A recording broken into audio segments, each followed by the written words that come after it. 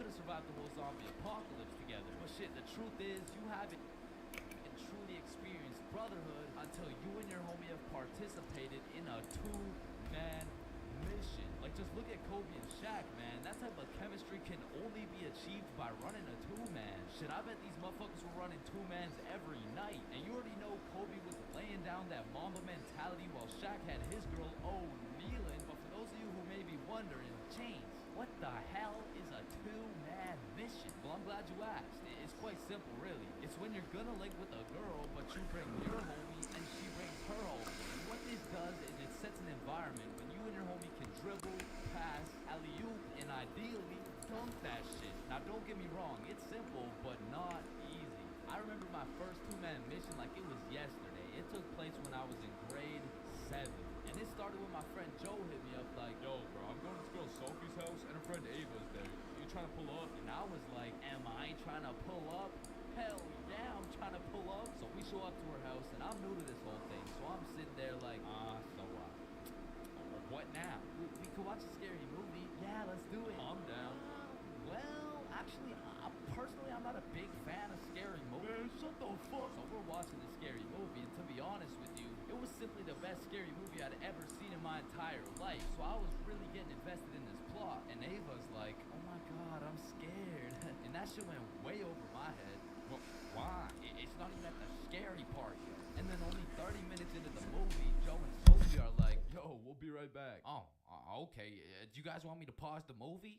Nah, it's all good, bro. And you see, what Joe just did right there was a calculated move. In basketball terms, he just set an ISO. So now it was two 1v1s. And the situation was absolutely perfect, but the problem was, I actually like the fucking movie. And that violates rule number 3 in section 7 of how to pull off a successful two-man. Never give a fuck about the movie. Cause the truth is, the movie length is like the shot clock. If you end up actually watching the entire movie, you failed the mission. But I had no clue, and to be honest, I didn't even know what a two-man was at the time. So I got some popcorn and I was just watching the movie. But when the climax of the movie was about to come around, I did something that violated every term and agreement of the two-man mission. I went over to Joe and Sophie like, hey guys, quick, you're gonna miss the best part. Oh, fuck. And I missed the climax of the movie, but shit, I seen a climax. And needless to say, Joe never invited me to a two-man mission since. But you know I had to redeem myself, even if it was 3 years later when I was in grade 10. It was a Saturday night, and me and Bob were looking for something to do. And I'm gonna keep it a stack with you, bro. I had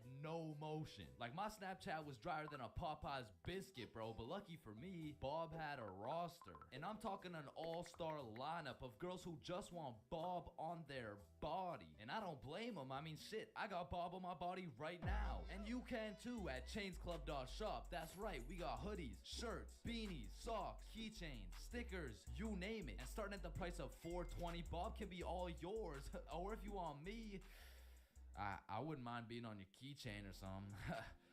Treat me like white teeth. So as I was saying, me and Bob were bored. So Bob hits up this girl named Avery like, what are you doing right now? And she's like, just chilling. Who you with? My friend Alice. Let's link. I'm with my homie. Okay, is he cute? Cute as hell. Okay, come over. And I'm excited as fuck. So we get Bob's sister to drive us to Avery's crib. And as we pull up to her house, I remember a crucial detail that I'd been forgetting this whole time.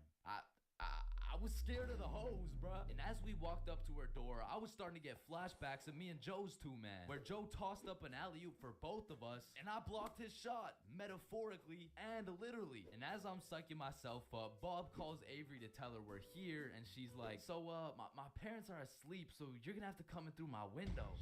Shit. So we walk around the side of the house to Avery's room, and lucky for us, there's this big-ass window, and I'm like, yo, open it so we can get in. And she's like, it is open. Bro, only this tiny ass rectangle in the top left was open at a 60-degree angle. But that was our only way in, so I helped Bob up and through the window. But now I gotta get up there, and I'm bigger than Bob, so I put my head through and I'm trying to slowly creep into the room. And then I lean just a little too far, and I'm headed face first onto Alice's hardwood floor. And listen, Bob has come in clutch many times. He saved me from drowning, coyotes, getting in trouble. But out of all these things, I'm most grateful for for Bob catch me as I fell through this fucking window. Because drowning and dying would have been pretty bad, like boo-hoo, rip chains, you know what I'm saying? But imagine falling through a window and eating shit face first in front of the hose. Like, I would have preferred the drowning, bro. But after that close call, I was a little flabbergasted, you know what I'm saying? But Alice has the audacity to ask me this loaded ass question like, oh hey, what's your name?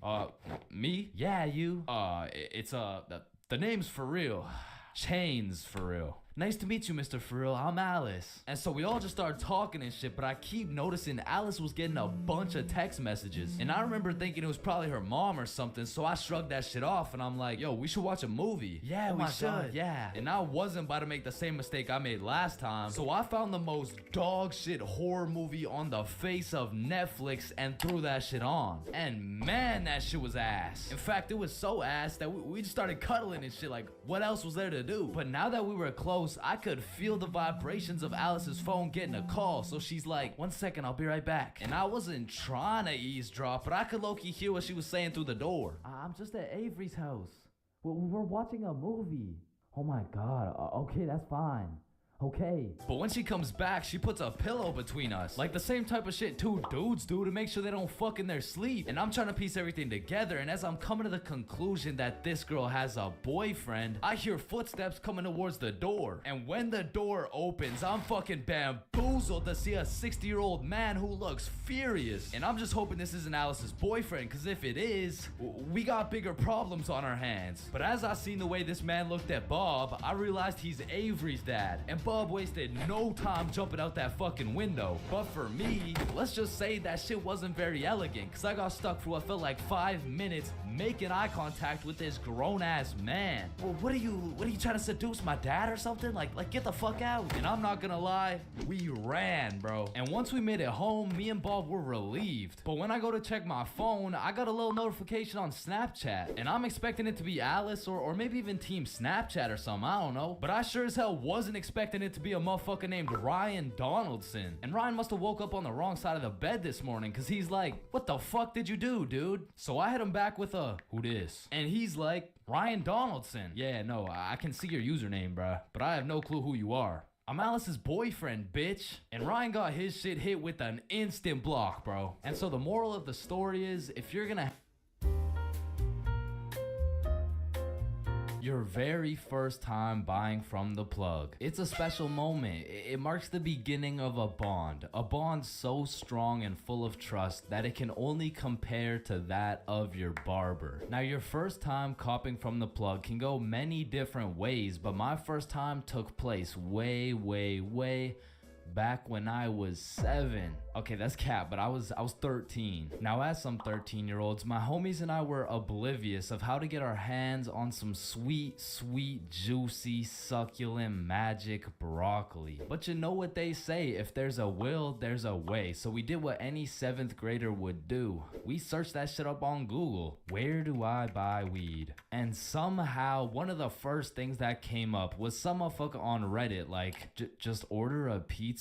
The pizza delivery guy stands a 78% chance of being baked. Just ask him where to find some gas. Simple as that, yo, bet. So we call up Little Caesars like, hello, can I get a medium pepperoni pizza, please? Yeah. I bet. And about 45 minutes later, the doorbell rings. We open the door to see some 48-year-old man who's probably going through his 2nd divorce. Should we ask him? Yo, he does not know where to find that shit. That'll be $13.69. Here you go. All right, have a good day. But wait, do you happen to know where to find some of that good dope? Good dope? Oh, I see what you're saying. If you wanted some ranch dip, just say that. Nah. What he's trying to say here is, do you know where to find some of that good shit? Oh, you want some good shit, huh? You sure won't find it at Little Caesars. This pizza is ass. Go to Pizza Hut or something. Well, shit. What the fuck just happened? Okay, the guy on Reddit said there's a 78% chance. Maybe we just got unlucky with this one. And our dumbasses decide to order from Little Caesars again. That'll be 13. Okay, new plan. Yo, I think I know a guy. So Bob locates a local plug Snapchat. Billy adds him, and bro adds back. So now we've located the plug, but we had no clue on how to go about hitting this man up. Hello, Frederick Gordon Williams. I have reason to believe you are a plug and will be able to sell us some devil's lettuce, as we are minors, currently 13 years old. Just give us your home address and we will skirt and pull up soon. Sincerely, Billy. Instantly blocked, bro. Looking back, we sent the most federal message possible. We hit this man with his government name and asked him for his home address, but we had no clue that was federal. Like, that's peculiar. I wonder why he blocked us. So we did what any 7th grader would do. We searched that shit up on Google. How to hit up the plug. Be simple and forward. Use slang. Act cool. And after conducting a little more research, we were ready to try again. So I added him on my Snapchat. Yo, Big G. Let me cop some of that gas real quick, Cronum. Oh shit, he responded. How much you need? Shit, what do I say? Search it up. 3 pre-rolls. Let me get 3 pre-rolls, fam. Alright, meet me at Stickman Park at 2:30. So now we'd set a place and a time to cop some grass. However, what Frederick Gordon Williams didn't know was that we were a whopping 13 years old. Keep in mind, we were still in middle school, but this dude was in grade 10. Shit, I'm pretty sure he was 20 years old, but still in grade 10, which was pretty fucking scary for us 7th graders. So we threw on some drip we believed would make us look a little bit older, and we headed off to purchase some of Satan's spinach. We arrived at the park a little bit early, and as we waited, we discussed our plan. If he asks how old we are, we're 16. If he asks our grade, we're grade 10. If he asks our pronouns, we are he/. Bro, chill. He's not gonna interrogate us. It's a simple business transaction. Oh shit, there he is. And as Frederick approached us, I could feel my blood pressure rising. Some would say I was shitting bricks. Yo, you got the money? How much is it? How much you got? Well, I brought a $50 bill. Shit, it's usually 60, but I guess I can do it for 50. Oh, thank you so much, man. Holy shit, this is a fucking steal. Here you go, but remember, this is OG Bubba Killer Death Paralyzing Kush 9000. It got its name for a reason. Don't worry, we do weed all the time. Yeah, we're super teenager and shit. Yeah, sure, whatever, man. Well, have a good day, sir. And at last, 50 bones later, we had acquired some kush. Now, this wasn't our first time smoking, but our tolerance levels were low as fuck. So we pass around our first pre-roll, coughing up a fucking storm. And then we smoke up the next one and the next one until we're indubitably zooted. God damn. Are y'all feeling it? Shit, yeah, I'm feeling it. Well, what about you, Chains? Last Black Friday, Shopify's checkout processed $4.2 million in sales per minute. Switch your store today and watch your sales multiply. Start selling with the platform that's built for Black Friday. A gladiator can buy his own freedom because this is what they believe in. Power. Rage. And rage is your gift.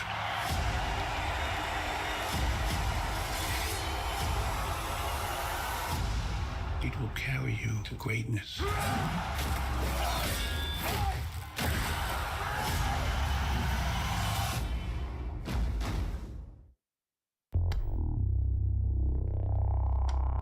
Shit, I think he's feeling it. And as we made our way back to Bob's crib, my frame rates were dropping, my eyes were drying up, and my brain cells were unresponsive. In other words, I was fucking fried. We get back to Bob's crib and all I can think about is food. The munchies had hijacked my brain, but luckily for me, Bob's mom had just went shopping. Unluckily for Bob's mom, she was gonna have to go shopping again. The boys and I threw on The Amazing World of Gumball on TV and we fucking demolished every single crumb from Bob's cabinet. Cause goddamn, Frederick Gordon Williams was right. They don't call it the OG Bubba Killer Death Paralyzing Kush 9000 for no reason.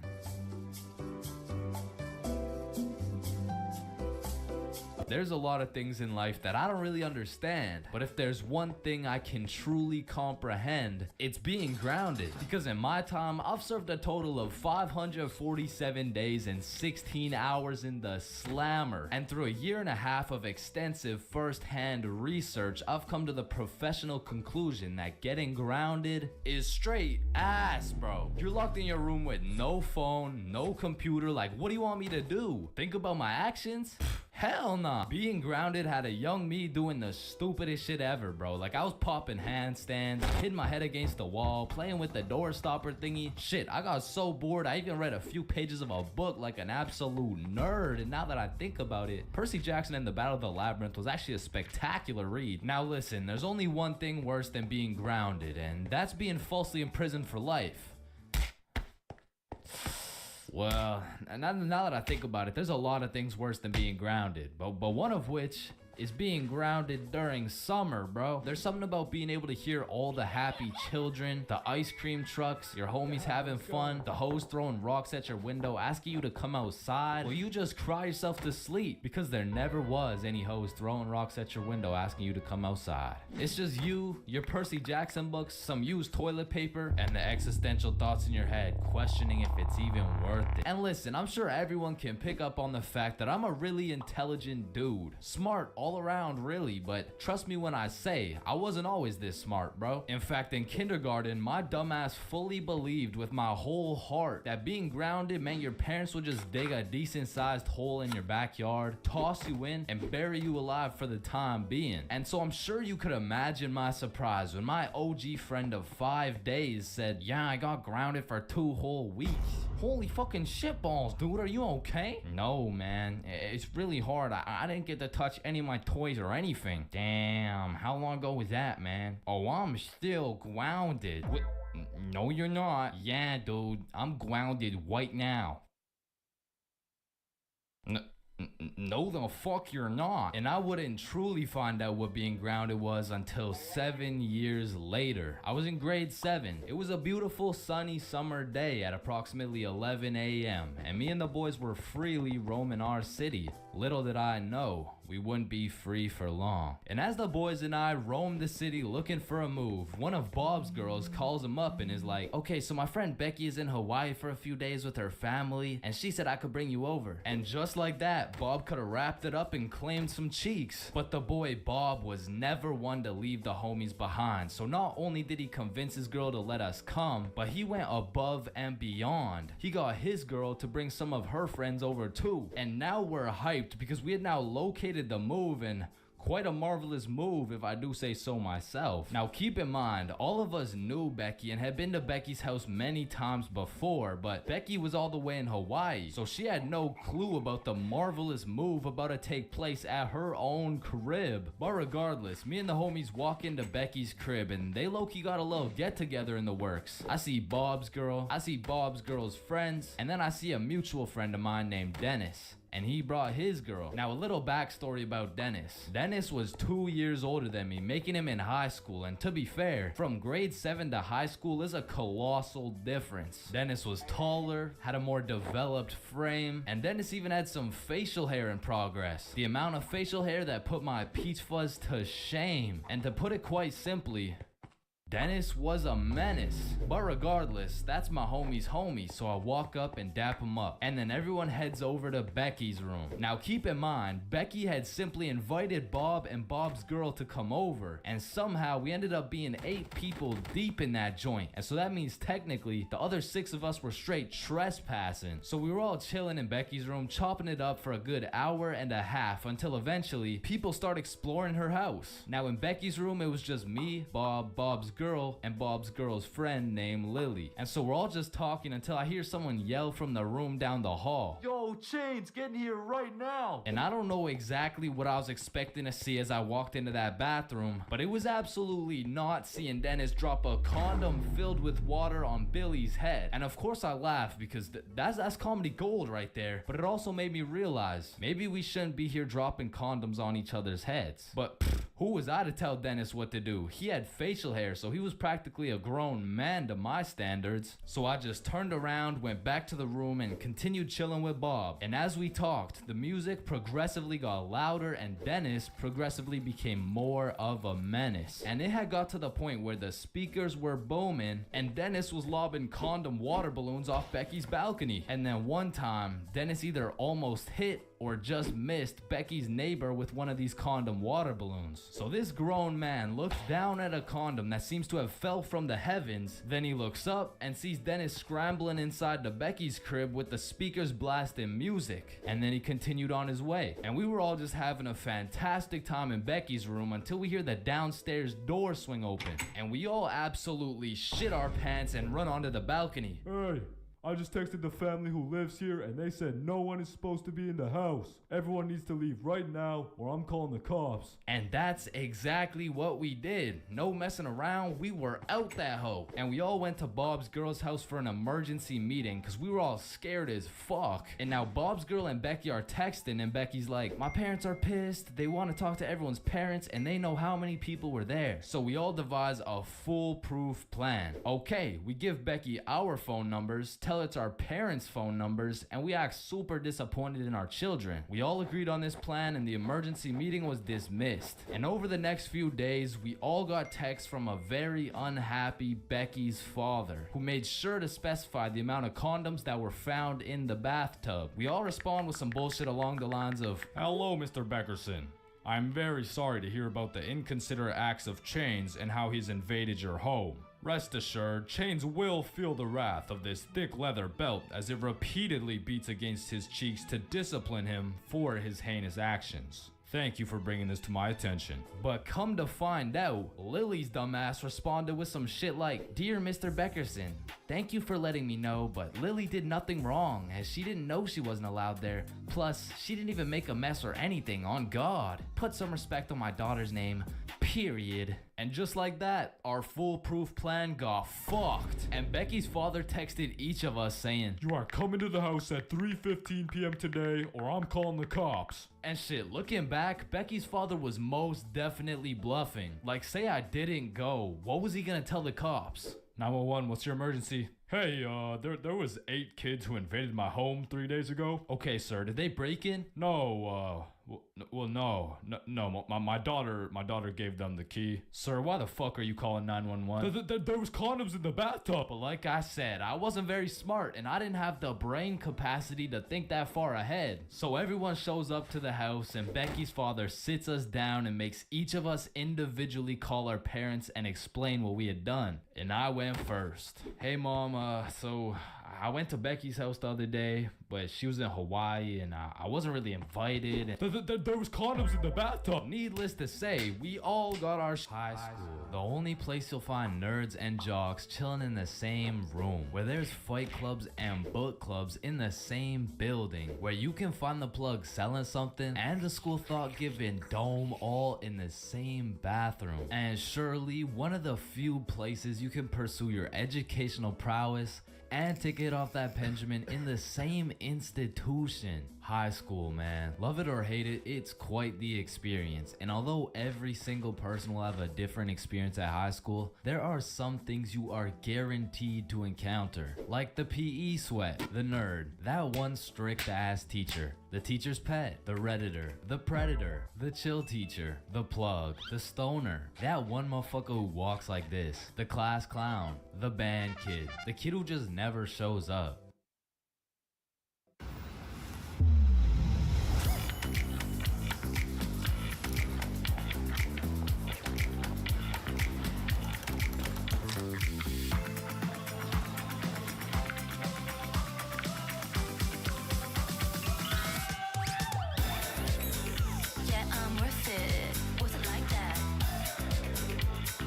Worth it.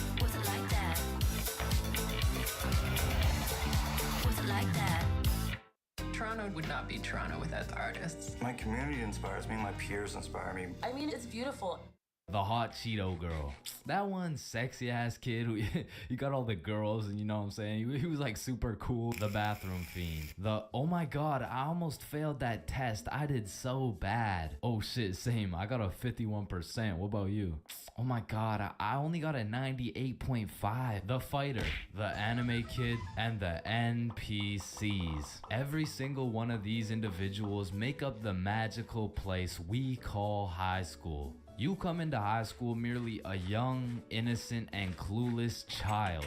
But you leave even more clueless than before, bro. Like when we learned about pie in math class, my dumbass thought I was in culinary arts for 2 goddamn weeks. And that is pie. Chains, are you listening? Yeah, we're learning about pie.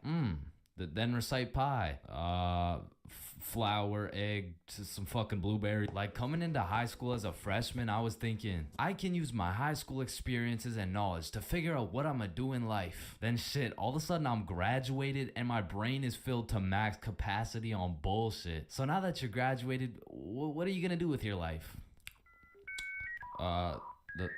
The mitochondria is the powerhouse of the cell. But one of the most majestic parts of high school is the bathrooms, bro. Like it's a proven statistic that only 1 in 30 kids actually go to the bathroom to take a piss. And Lord knows what the other 29 are doing, bro. I mean, it could literally be anything from a secret fight club to a drug ring to a fucking Bible study. Like nothing is out of the picture when it comes to high school bathrooms, bro. But the bathrooms are not the only place where some fuck shit goes down. Cause you know high school students love to see fights, so when there's the slightest hint of beef, there's a motherfucker instigating that shit. Oh shit, my bad, bro. Nah, it's all good, don't worry. Yo, personally, I wouldn't take that shit, bro. What? Nah, it's fine. Like, he practically just called you a bitch. Wait, really? No, it was an accident. Wait, what's that? Oh shit, he just said he's smoking on your grandma's pack right now. Hey, don't be talking about grams like that. Shit. Wow. But tell me why when some entertaining shit happens, I just happen to miss school that day. Like I'll go every day of the month, but I get 6 for 1 day? Damn, I'm glad as fuck I'm not at school right now. Yo. Holy shit, Chains, where are you? I'm in my bed right now. Why? Ooh. Jeremy and Tom are running the ones right now. Fuck, the one day I didn't go. Wait, what's that in the background? Oh shit, yeah, they got Lil Uzi performing at school today. What? Uzi's at our school? Yeah, check it out. Yo. Oh, and they brought in Gordon Ramsay cooking up free lunch today as well. What? Oh, and I almost forgot. Elon's pulling up and giving everyone Teslas. No. I'll see you later, man. But listen, high school is nothing like these movies paint it out to be. Like all these movies portray the same shit, where Victoria and her goon squad make fun of Ruby, and where Chad and the football team shove Arthur in a locker. Like I've only seen a motherfucker get shoved into a locker once in my life, and to be honest, I couldn't even see much of it. I mean, it was pretty fucking dark in that locker, bro. But for real, in high school, you don't have to worry about some big body taking your lunch money or some football kid slapping the books out of your hand. The worst thing you'll encounter on your average day at school is your local Redditor. I don't know how they do it, but somehow every joke they make is so unfunny that it just ruins my day, bro. Do you smell that? Yeah, Jeremy, that's what happens when you don't shower in 2 months. No, it smells like sussy baka, like Among Us.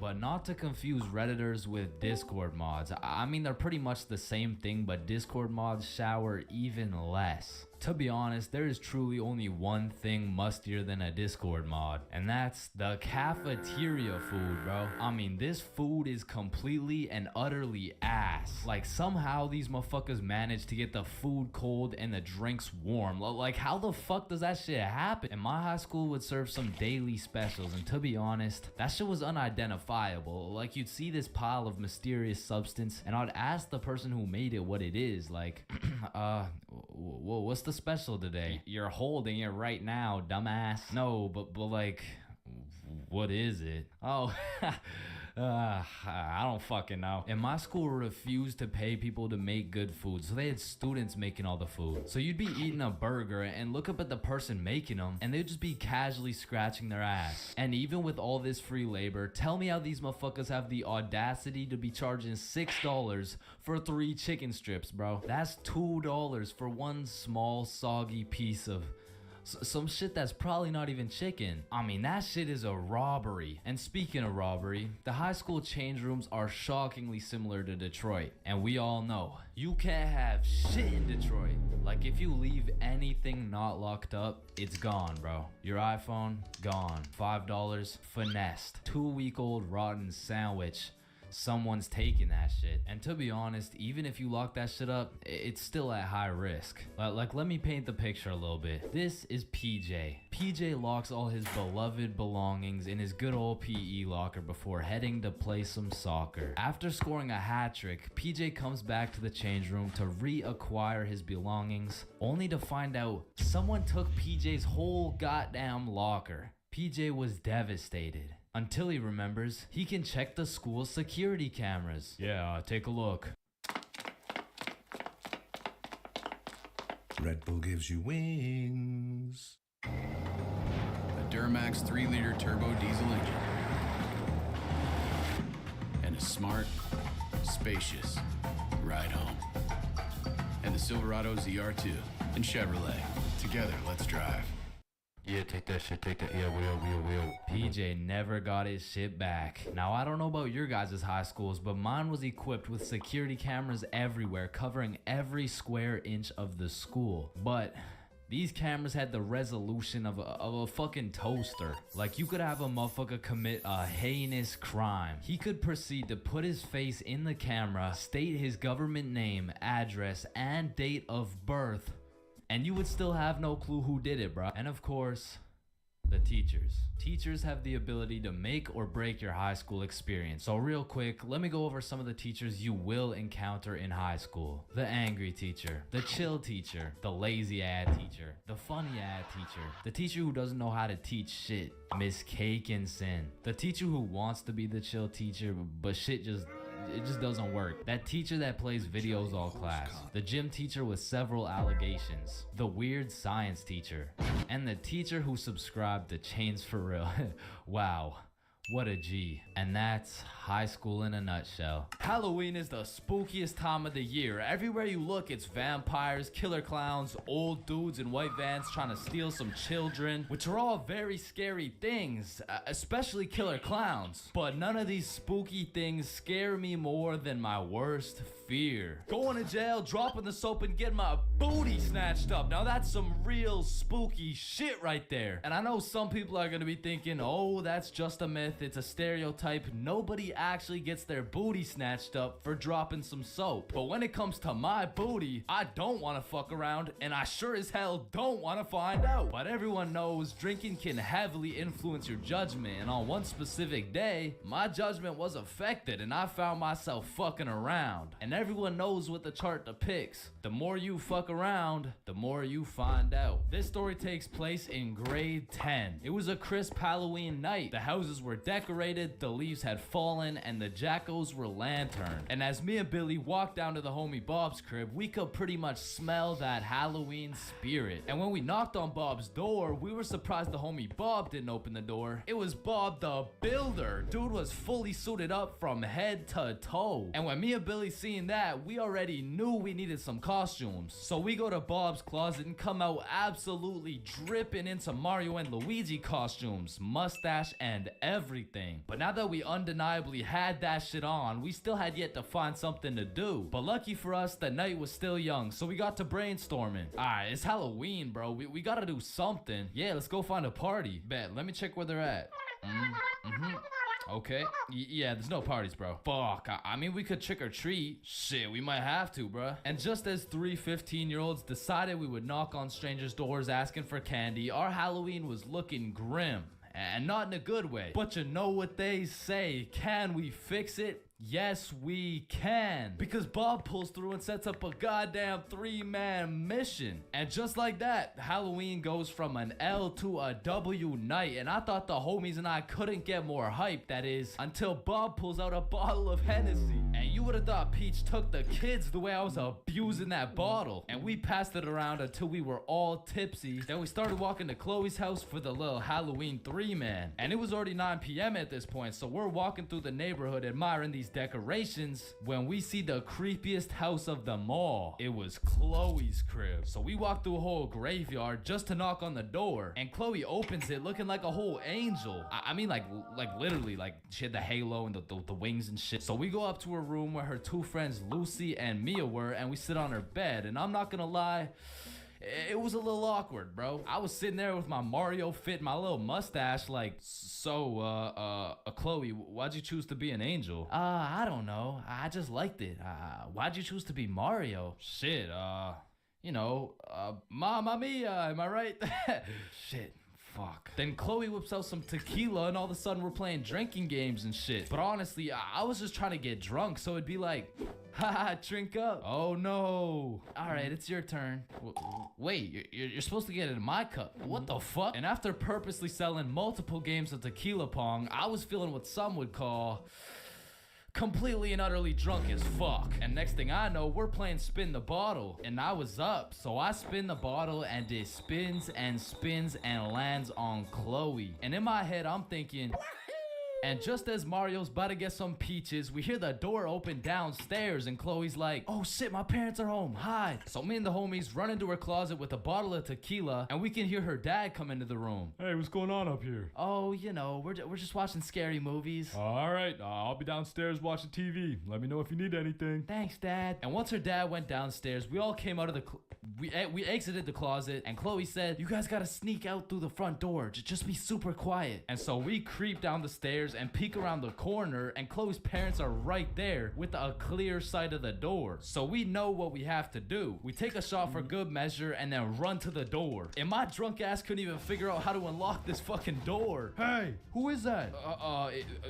It's me, I'm Mario. Then we ran out that joint and we didn't stop running until I got a call from one of my homies named Dave. He was like, yo, what are you doing right now? Oh, nothing really, just drunk as hell running from Chloe's angry ass dad. Yo, that's what's up. Come link me and Joe at Stickman Elementary. And we had nothing else to do, so we pull up and it's Dave, Dave's girlfriend, Joe, and Joe's girlfriend. And they got some couples costumes going, but I couldn't help but notice Dave and Joe were shiestied up. What are you, if the Simpsons grew up in Chicago? Nah, I'm just Homer. Yeah, but I mean, Homer doesn't usually wear a fucking ski mask. Oh, yeah, no, I just wore this because we graffitied the hell out of this school. What? Joe was here and Dave was too? Bro, what the fuck were you thinking? What? Oh, you want me to include your name too? No, hell no. And just as we become guilty by association, 4 cop cars come zooming down the street. Oh shit, it's the cops, run! And the cops hop out of their cars and start running at us with flashlights. So we head for the forest, but to get to the forest, we had to run across this long ass muddy field. And in the middle of this field, there was a huge pothole. And how did I know that? Because I seen Marge absolutely eat shit right in front of me. And don't get me wrong, I was absolutely plastered, but as the cops got closer and closer, I could practically see myself getting caught and dropping the soap, and you know I wasn't gonna let that happen. And so with all that adrenaline, I Mario jumped that fucking pothole and hauled ass into the forest. And right when you get into the forest, there was this deep creek with a log going across it. But when I look back, I see the cops' flashlight getting brighter and brighter, so I say fuck it and take a run at this log. I get a good 2 steps and then my drunk ass slips, boom, right into the muddy creek. But I don't have time to give a single fuck. So I run through this waist-high muddy water and then we regroup and check who made it. I see Bob, Joe, Dave, and Dave's girl. Yo, where the fuck is Billy? No, where's my girlfriend, bro? Oh, she ate shit a few yards back. Wait, what? Is she okay? Did she get caught? Wait, shut up. Billy's calling. Yo, where are you? I'm hiding behind a tree right now. in the middle of the field. The cops are looking for me. I bet we're coming. I gotta go. Fuck no, bro. If you go, you're gonna get caught. Listen, bro, I have to. He's the Luigi to my Mario. So I go back in to save Billy, and my main man Bob comes with me. So we get to the edge of the forest and see Billy absolutely shitting his pants trying to hide from these cops, but they keep getting closer and closer. So Bob turns on his flashlight and both cops look at him. He's right there. Get over here. And while the cops were looking for Bob, me and Billy both run for the street. And we ran and ran, but once we were at least 5 blocks away, we text Bob like, bro, we both made it, are you good? And Bob's like... So Bob makes it out of the forest and we all link up. And we take a moment to appreciate the fact that none of us went to jail, and more importantly, none of us got our booty snatched up. And after our moment of appreciation, we were like, yo, maybe we should have just went trick-or-treating. Yeah, bro, some Reese's Pieces would hit right now. I mean, it's not too late to buy some candy. So we all go to the store and cop the biggest packs of candy we could find. Then we walked back to Bob's crib and enjoyed the rest of our night while fucking up some Halloween candy. You ate all my pizza rolls. Totino's pizza rolls are 10 for about $1. Well, then give us about $1.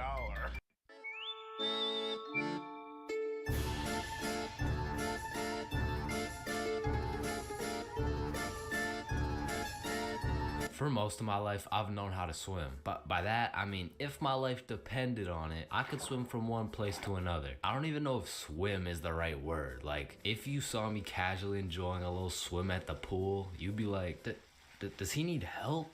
Like, is he drowning? I mean, like, I did take swimming lessons, but I quit at level alligator, bro. I never even made it to level 1. With that being said, this incident dates way back to when I was in grade 4. We were going on a field trip, and of course, it's to the pool. But I'm not stressing. I know I safely passed level penguin, so I should be chilling. My whole class and I walk into the entrance of the pool, but before anyone was allowed in the pool, they asked everyone if they knew how to swim. And I thought, we're in grade 4, there is no way somebody still doesn't know how to swim. And just as I presumed, nobody needed a life jacket. So me and the gang are swimming around, you know, jumping off the diving boards. Fun stuff for a grade 4 field trip. But after about an hour, my friends and I are just chilling in the deep end. And that's when I see a kid in my class named Ben on some floaty things coming in our direction.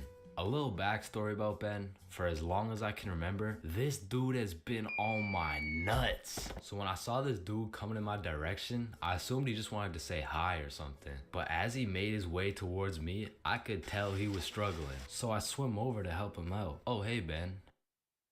How are you? This kid jumps off the floaty thing onto me. And this man has the meanest grip on me. Pause. Well, this shit had to be some sort of attempted murder, bro, because he had me in a chokehold and his legs were wrapped around my arms. But they did not prepare me for this shit level alligator. So instantly I start sinking and I hit the bottom of the pool.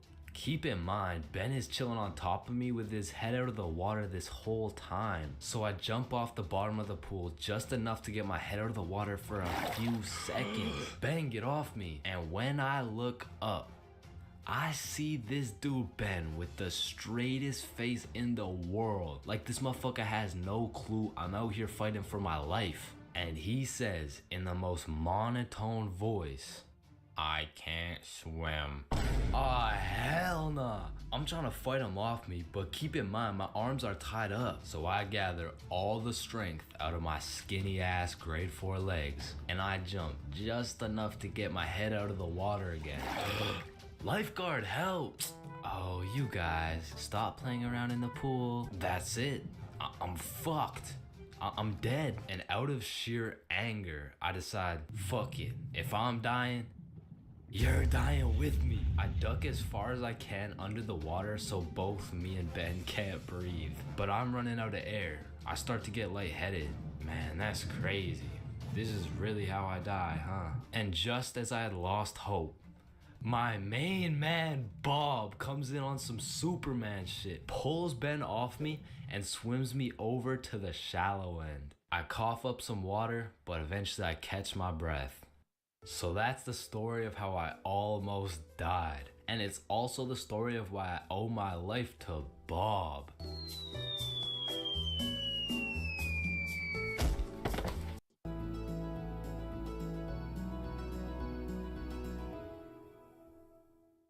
man, summer is just a beautiful season. The sun is shining, the trees are green, and you can stay out with your homies all night. And best of all, you get to sleep in till that shit gets absolutely fucked by the first day of school. And waking up to that first alarm of the school year will have you discombobulated as hell. Like, Chains, Square Doodle Matt Salami Mouse.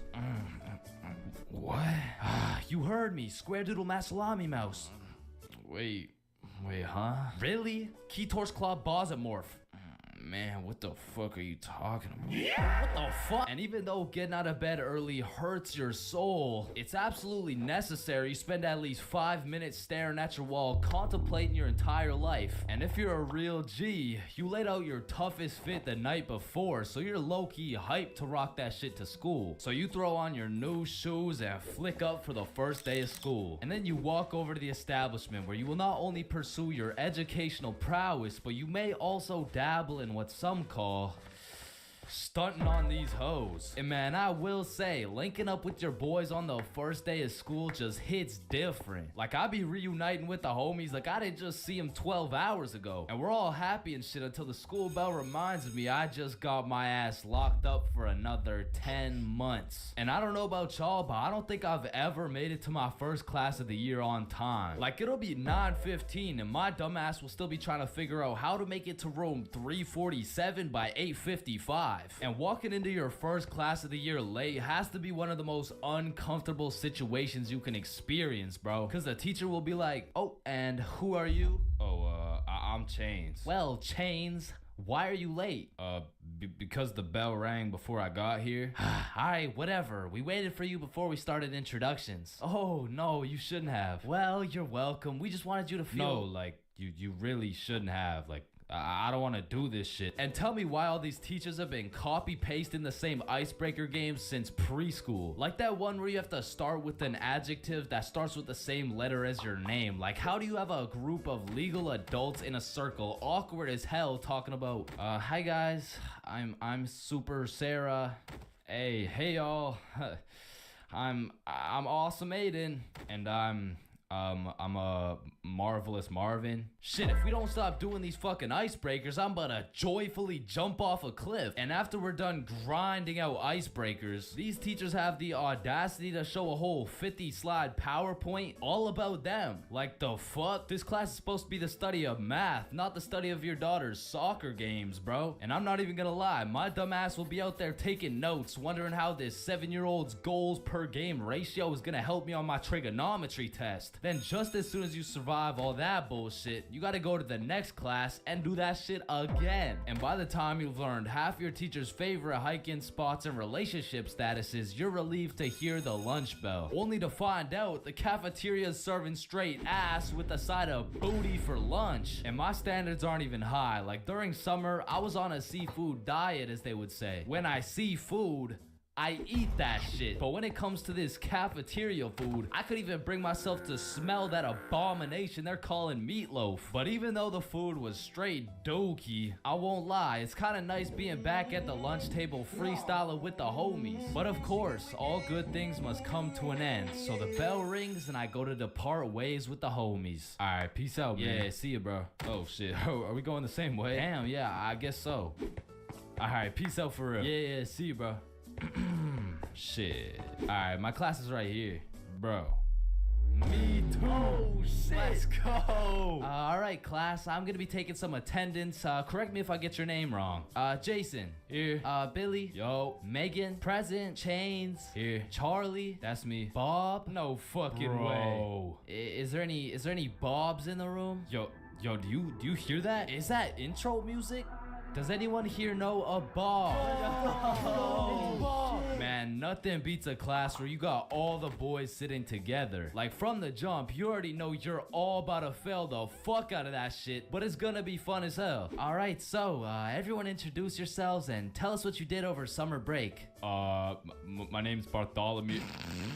My name's Bartholomew, and I'm not gonna lie to you guys, I had a pretty rough summer. I mean, I crashed my car, my girlfriend broke up with me, someone robbed my house, my grandma got jumped the other day. No, bro, not the grandma. You three in the back. Disrespectful. And what's crazy about the first day of the school year is how these teachers will act all nice, talking about, it's so lovely to see all your beautiful faces, and it's also nice to see you, Aiden. Wait, what the fuck? We're gonna have an amazing, fun year, and guess what? There's no homework today. Knowing damn well they're about to make up for it with twice as much homework tomorrow. Like, they'll for real be handing out kindergarten-ass coloring sheets the first day, and then tomorrow you're getting your ass whooped by some calculus worksheets. And I didn't even talk about the motherfuckers you'll be seeing in the halls on the first day. Like, I don't know what these dudes be going through in those 2 months, but motherfuckers be going from Arthur Kennedy to AK real fast, bro. Oh shit, is that you, Arthur? Oh, gee, don't be dropping the government name like that. Government name? But that's just your first name. Hey fam, it's AK. Aye, man, what you been up to, bro? Hey fam, I'm trapping, trying to make it out of the mud, you know? The mud? You live in a gated community. Oh shit, that's the ops right there, fam. Get down. The ops? That's just fucking Edward. Or the way these new freshmen be walking like they're scared a senior's gonna slap the books out of their hands and take their Fortnite V-Bucks gift card. Like, bro, you freshmen are worried about the wrong V card. Like, I don't know why, but the day these kids go from sophomore to seniors, they instantly decide to pull an EDP. Like, bro, you're 18 and she's fresh out of middle school. That's a whole crime. But that's not the only crime motherfuckers be committing on the first day of school. Some dudes be pulling up to school with the most atrocious fits known to man. Like, there's no fucking way you laid out this ramen noodle chicken soup ass fit the night before, slept on it, then woke up and thought, oh yeah, the hoes are gonna love this one. Like, I'm not gonna lie, you could never catch me wearing the types of fit these motherfuckers be wearing, bro. Like, that shit should have never made it out the closet. Like, I don't condone bullying, but all I'ma say is, your actions have consequences, bro. Speaking of consequences, every year it seems like the rules teachers tell you on the first day keep getting more strict. Like, you'll be walking into the first class of the year all jolly and shit. All of a sudden you're getting your shit smacked by the longest list of class rules you've ever seen. Hey class, I'm super excited to have you. We're gonna have so much fun this year, but first, I'm gonna go over some of the class rules. Okay, so there will be no negativity, no phones, no food, no talking when I'm talking. Actually, no talking ever, no laughing, no smiling, breathe as quiet as possible, no washroom breaks, and last but not least, no having fun. So yeah guys, like I said, I think we're gonna have a lot of fun this year, and just like that, man, summer's over and you're back to school. It's possibly one of the worst times of the year. Like, do you really think it's a coincidence that when school starts up, the sun just starts hiding and the leaves start dying? You see what I'm implying? But I will say, one day you might just look back on these times as the good old days and you might just start crying.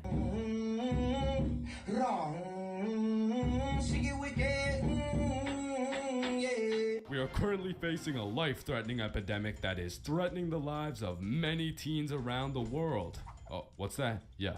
Oh, okay. It has been brought to my attention that there's a new strain let loose that is infecting more teens than ever. The strain is propylene glycol formaldehyde. Street name, Guava Ice. So stay safe out there, and back to you, Linda. Toronto, are you this close so that I can see everything? Earth's Best. Make good food fun, and kids will love it for life. Linda. What? Oh shit. Man, way back when, somewhere in Timbuktu, a Homo sapien found a plant by the name of tobacco, and for whatever reason, somewhere in this dude's caveman brain, he decided, me. Smoke now. And that he did. And as humans slowly evolved, smoking did too. And soon motherfuckers went from looking all old and wise, smoking these big old pipes, to soon smoking cigars on some mafia boss shit, which turned into cigarettes. Now back in the day, if you were stressing, Doc would prescribe you a pack of good old cigarettes. Sore throat? Cigarettes. Oh, you got a cough? Here. Smoke a cigarette. But after a while, people's teeth started looking all British and shit, so they decided, boy, I don't think these are healthy, innit? So we decided we needed to make cigarettes better. And you know what makes everything better? The letter E. Your mail's taking too long to come in? Email. Wait, what's that? You want to play sports, but you're ass at every single sport? Esports. Oh, you got daddy issues? E-girl. So of course, when people realize cigarettes are killing them, e-cigarettes. Man, one thing leads to another and shit. You got yourself a Vaporizer Gen Y GTX box mod with 3 USB charging ports, a speaker, and a 6-inch LED touchscreen that can play Flappy Bird. Like, vaping is just getting a little too advanced, bro. Like, I remember one time I was chilling in the washroom with my homie Billy, and of course a motherfucker walks in with a vape. But this was no regular vape, no. This shit looked like a gadget straight out of fucking Star Wars. Yo, you want a hit? A hit? A hit of your iPhone? iPhone? This is that eSmoke FTX 763 3rd series, my boy. Watch this. Yo, did he just hotbox the whole bathroom in one hit? Yes the fuck I did. And this shit's 100 Nick. Holy shit, where did you find 100 Nick? I ended up mixing my 50 Nick guava juice with my 50 Nick blueberry ice, and it just kind of added up to 100. Bro, I don't think that's how it works. Shut up, my mom's calling me. Yo, fuck you, mom. And that was the moment I realized there really is levels to this shit. Level 1. Level 1 is the type of dude who isn't addicted, but he'll occasionally take a hit of somebody's device. But level 2, bro's borderline addicted, but he's still in the denial phase. Bro, are you addicted to vaping? Addicted? Nah, I don't even vape like that, bro. Shit. Do 5 jumping jacks right now. Bro, what? That's easy. 1, 2, 3, 4. Oh shit.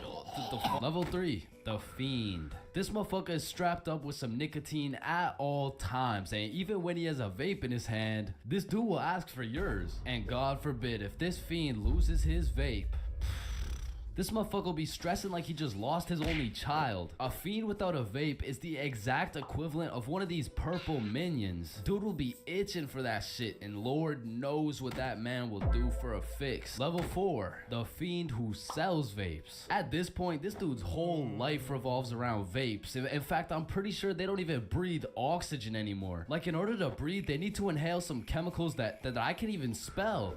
Which honestly, it doesn't even say that much. Like, I can't spell a lot of shit, but what I'm trying to say is their bodies have just fully adapted in order to consume as much nicotine as possible. They breathe that shit, they drink the vape juice, and when they're hungry, shit, they just munch on the vape itself. And the worst part is they can't even run out of vapes. Like, shit, they are the plug. This motherfucker's just the CEO of getting high on his own supply. Like, dude is his own #1 customer. Level 5, this motherfucker, bro. Like, why do you need a LED touchscreen on your vape, bro? Like, you already have a phone. Wait. Did you just order that pizza from your vape? Shit. Where'd you get this from? And don't get me started on these flavors, bro. Like, tell me why these motherfuckers can make a vape juice and call that shit early riser. And that shit literally tastes like a Wednesday at 6 a.m. Like, what the fuck type of ingredients mixed together to taste like a Wednesday at 6 a.m.? But early riser isn't even the weirdest flavor on the market, because if you're feeling the family dinner vibes, you can get a rotisserie chicken flavor. Or if your breath is smelling nice and fresh, you could fuck that shit up quick with some garlic flavor juice. And they even got bacon. Yeah, I'm not gonna lie, that shit sounds fire as fuck. And lastly, now I don't even know if I can say this on YouTube right now, but shit, you can even get yourself some Worcestershire.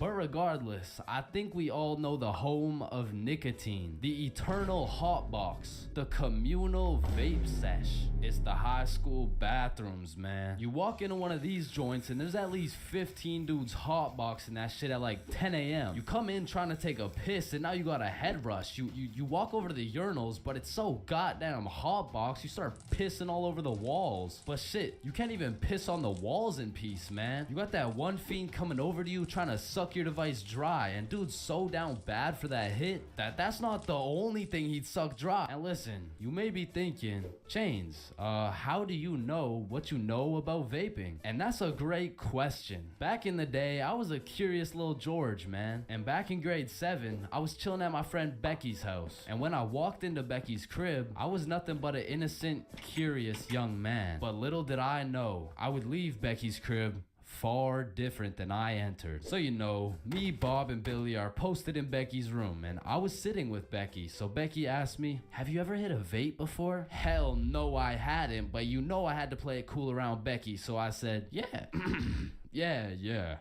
Yeah, I do that shit all the time. And so, of course, she passes me the vape. And honestly, I didn't think this far ahead, but I was in way too deep to come clean now. So I put that shit in my mouth, and I sucked the fuck out of it. Pause. And because this was the first time anything had made contact with my lungs beside oxygen, my lungs started malfunctioning. And I was coughing up a storm, and my cool guy cover was blown, but I had to see it through. Oh my God, are you okay?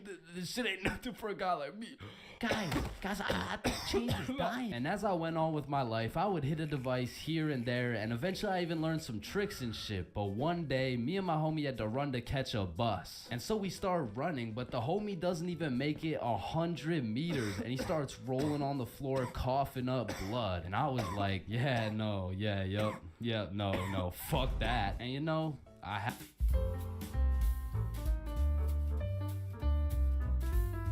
5, 4, 3, 2, 1. Happy New Year! Oh my God. Yeah, let's go.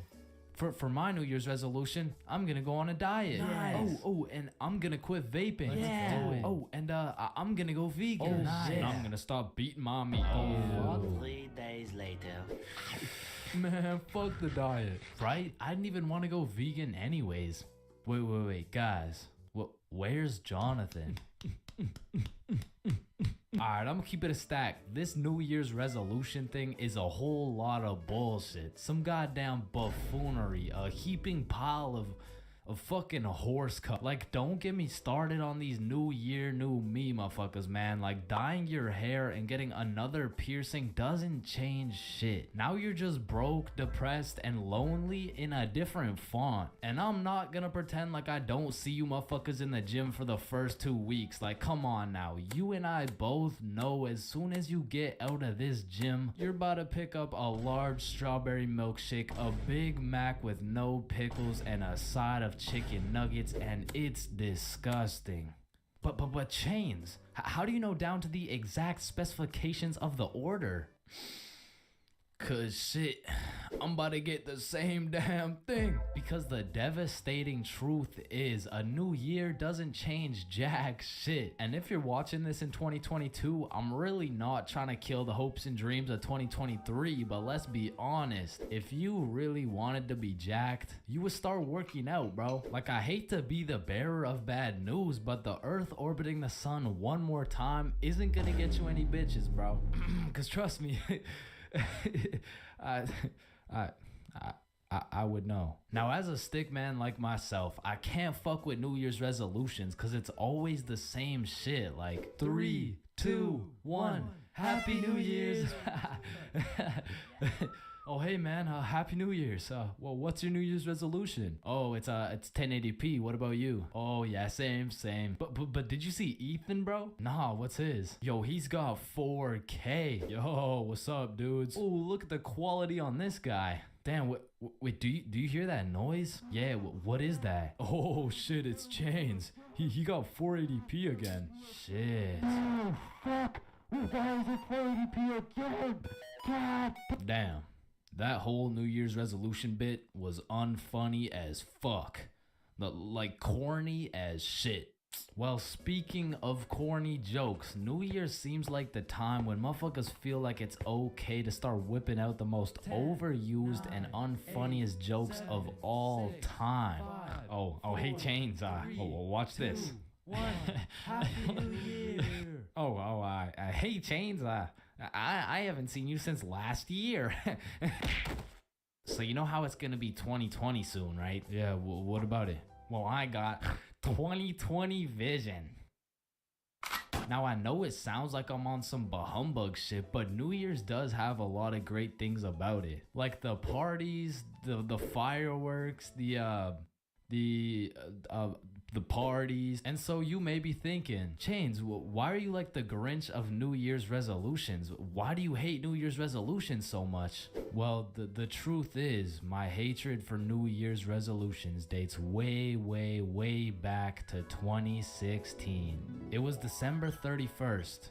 New Year's Eve, 11:59 p.m. This was the very day when a young hopeful Chains decided my New Year's resolution would be to acquire a girlfriend. I tried and I tried, but as 2022 comes to an end, my girlfriend remains unacquired. Oh, fuck. If you saw this video, you would know my mom has caught me lacking, baked beyond belief before. And after that experience... Introducing KFC's new original recipe tenders and comeback sauce. The feast is on. Energizer 3-in-1 Child Shield is the world's first coin lithium battery that has 3 different safety features. I really changed my ways. I mean, I was grounded for over a year. So in that time, I decided to get my life together. I started working out, eating healthy, getting straight A's in school. Okay, that's cap, but straight B's in school. Okay, B's and C's, but that's besides the point. The point is, I got my ass beat for coming home zooted, and I never smoked again. Until I did. So, this incident takes place with the man, the myth, the legend, Bob. So me, Billy, and Bob are chilling at Bob's crib when Bob says the holy words. Are you guys trying to smoke? Yeah, bet. And keep in mind, the rest of my homies had been smoking regularly, but your boy was fresh out of the slammer. I mean, I was pretty much on probation at this point. And on top of that, I hadn't smoked for over a year, so my tolerance had gone to shit. So with all that being said, the smart decision was to simply not smoke. But shit, if you know me, I am not one for smart decisions. In fact, I was one for stupid decisions. So I was out here hitting this hoe like Chris Breezy. I was puffing this joint like Wiz Khalifa. When honestly, I should have been patient and just taken my time, because who knows what my tolerance was at this point. So when it starts hitting me, it hits hard. But the homies were closely monitoring me because they knew if I got caught high again, well on probation, I would be serving 20 to life. So they're out here checking my eyes, checking my heart rate, checking my pulse. And the diagnostic was, I think you're chilling, bro. But progressively, I was getting higher and higher. So as we're there watching the most goated cartoon, The Amazing World of Gumball, I start floating. And I don't know if anyone else has experienced this before, but sometimes when you get mad high, you just forget that you even exist. And you use 107% of your brain power to just think. So I was out here floating away, thinking about some random bullshit. Yo, it's crazy that everyone in the world is either named Quandale or they're not. Wait, what if I'm in a simulation? No. What if I'm in an animation, being drawn by some dude on his computer for a platform of entertainment, and a bunch of people know what I'm thinking right now? Hold up. Is a tomato a vegetable or a fruit? But I'm brought back to Earth by a text message. Oh man, Mom, please come home for dinner at 6. Damn, I gotta be home for dinner at 6. Oh shit, what time is it? It's 5:30. Nah, we can't let your mom find out you're cooked. So Bob whips out his emergency hide how baked you are kit. Boom, hits me with the eye drops to make my eyes less red. Douses me in cologne to cover up the smell. And apparently eating oranges also helps slow down your high. So I leave Bob's crib, and as I'm walking home, I'm brainstorming all the possible scenarios. Either I play this off like a smooth criminal and nobody ever finds out, or I could get caught and I could get sentenced to 30 years. So as I walk up to my front door, my entire future is dependent on how I play this shit off. I take a deep breath and I ring the doorbell. And my brother opens the door. The door was unlocked, dumbass. Fuck, I'm off to a bad start. So I walk into the kitchen, casual as hell. Oh, Chains, how was your day? Oh, it was good. How was yours? Yeah, good shit, we're doing good. Oh, it was good, thanks for asking. Wow, Mom, this mac and cheese looks succulent. Fuck, why did I say that? Who the fuck says succulent? Oh, why, thank you. I switched the recipe up a little bit. Just be casual, be casual. The mac and cheese, it's good. Thank you. So what were you guys doing at Bob's? Fuck, what do I say? A twister. Oh, a twister? Yep, twister. Wasn't it just you, Bob, and Billy? Yep, just a good old game of Twister with the boys. Damn, y'all are gay as hell. Yup. not to being gay as hell. I just meant yup in general. Like, yup. Chains, are you feeling okay? Oh fuck. She knows. What do I do? A little word of advice. Whenever you're in one of these situations, just cap and say you're tired. Like, it works for everything. Are you high? No, I'm just tired. Damn, bro. Are you depressed? No, I'm just tired. Help! I'm drowning. No, I'm just tired. So while I was backed into a corner, I was pretty much on trial facing life. I just used the good old, no, I'm just really tired. I couldn't get much sleep last night. Actually, I think I could even take a nap right now. But thank you very much for dinner. And call me Michael Jackson, cause your boy was a certified smooth criminal. And I moonwalked my high ass all the way into a nap. And god damn, that nap hit.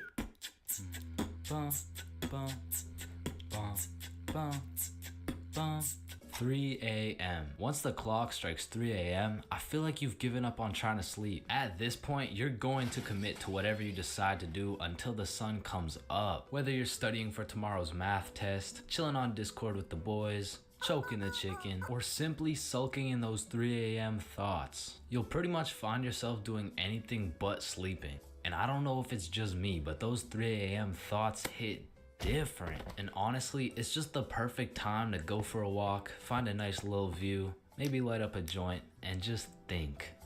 The youngest picture of you is the oldest picture of you. Does Lightning McQueen cop car insurance or life insurance? Wait. Did the brain name itself? Hold up. What if soy milk is just regular milk introducing itself in Spanish? I have no clue if this is just me, but every once in a while when I'm laying in my bed at 3 a.m., I suddenly get the motivation to become the best person on the planet. Like, I set an alarm for 5 a.m., I tell myself I'm gonna go work out, then go for a run, then meditate, then drink kale smoothies, then become a millionaire, then donate it all to a family in need. But as soon as my alarm goes off, I'm just like, shit, I'm too tired for all that. Then I just end up sleeping until 1 p.m. And my brain is constantly playing games with me, bro. Like, tell me why I'll be using all my strength to stay awake during the day thinking, man, I can't wait to go to sleep tonight. But when it comes time to sleep, I just can't. I'll be left lying there at 5 a.m. awake as hell, watching these random motherfuckers build a 2-story house with a hot tub in the jungle. And you know what? Being awake at 3 a.m. is kind of like being high a little bit. Cause you start to think about things you don't usually think about. And because you get hit with the fucking munchies, bro. I'll be whipping up a 3-course meal with appetizers and a complimentary dessert to watch a YouTube video. And listen, I can't explain why, but there is no better water than water at 3 a.m. I mean, it's pretty much a part of my sleep schedule now to wake up at 3, chug some water, take a piss, then go back to bed. But sometimes while I'm trying to go back to sleep, my brain just starts showing me a compilation of my top 15 cringiest moments. I mean, I'm having flashbacks to the time in grade 5 when I said a joke and nobody laughed. Guys, why did the monkey fall out of the tree? Why? Yeah, why? Because it was dead. Oh, damn. Or I'll be up all night thinking about that one debate I had 3 years ago, brainstorming about the best things I could have said in each scenario. It's like if I do some cringe shit during the day, I have no choice but to lose some sleep over it at night. It's like my punishment for saying some stupid shit. Like I know one guy who accidentally called his teacher mommy in front of the entire class, and that dude hasn't slept since.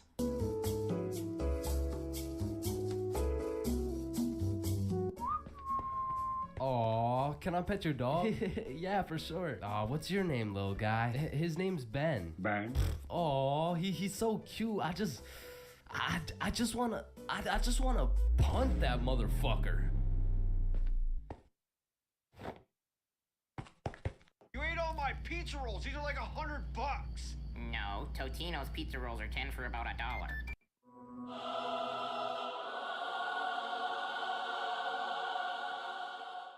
Man, these intrusive thoughts I be having make me wonder whether I belong in maximum security prison or not. Like, I don't even mean to, but the thoughts that pop into my head are so menacing that I can't even say this shit on YouTube, or this video will get taken down. Then I'll be canceled. Then my whole channel will get deleted. Then I'll be thrown into a psych ward, and then I'll be put on the fucking death penalty. Like, these thoughts that pop into my head are so alarming that they make me want to beat my own ass, bro. Hey, man, why'd you just sock yourself in the face? Oh, well, you see, I was about to push that unsuspecting toddler into the deep end for no apparent reason, so... Yo, this guy's about to assault a minor. Hey, you can't do that.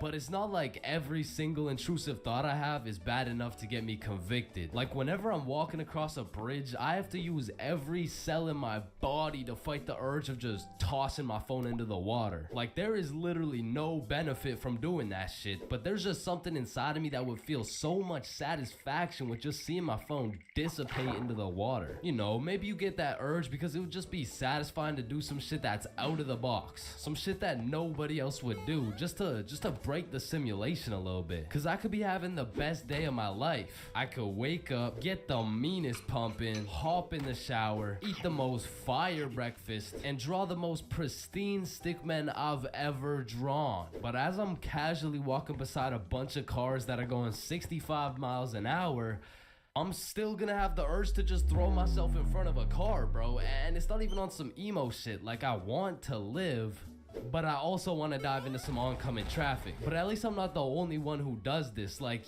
other people do this.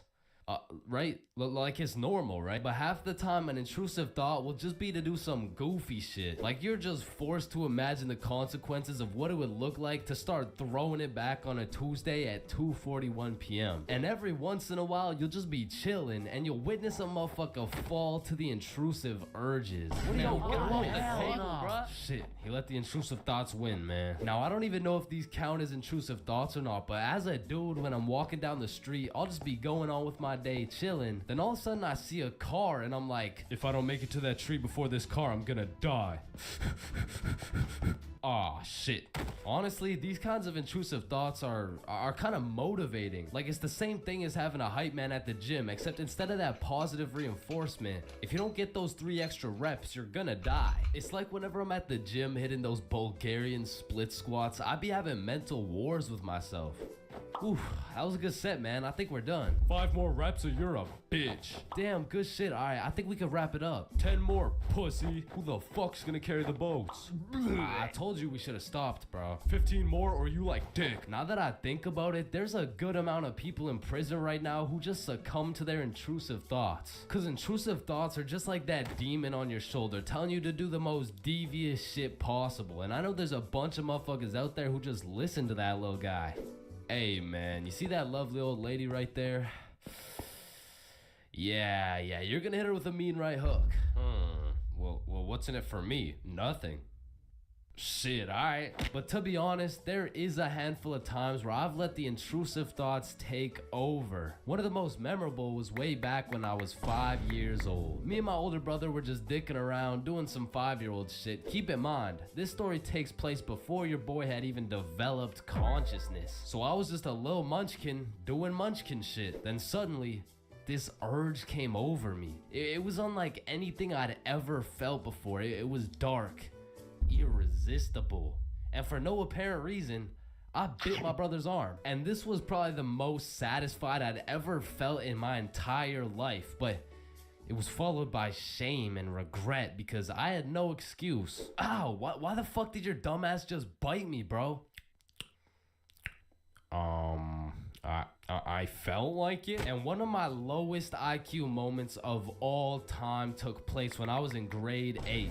It was goddamn sewing class, bro. And I remember I was having a particularly miserable day, so I was just going through the motions. We were all gathered around this big table with our sewing machines, some fabric, and some scissors. I remember I was working on some shitty little big chungus stuffy. But on this particular day, the sewing machine cable was looking mad thick and juicy. And like I said, I was having a bad day, which is exactly why the intrusive thoughts decided to catch me at my worst. Psst, psst, do it. What? To do what? Oh, you know what to do. You're the one with the scissors in your hand, buddy. How did these even get in my hand? Now cut it.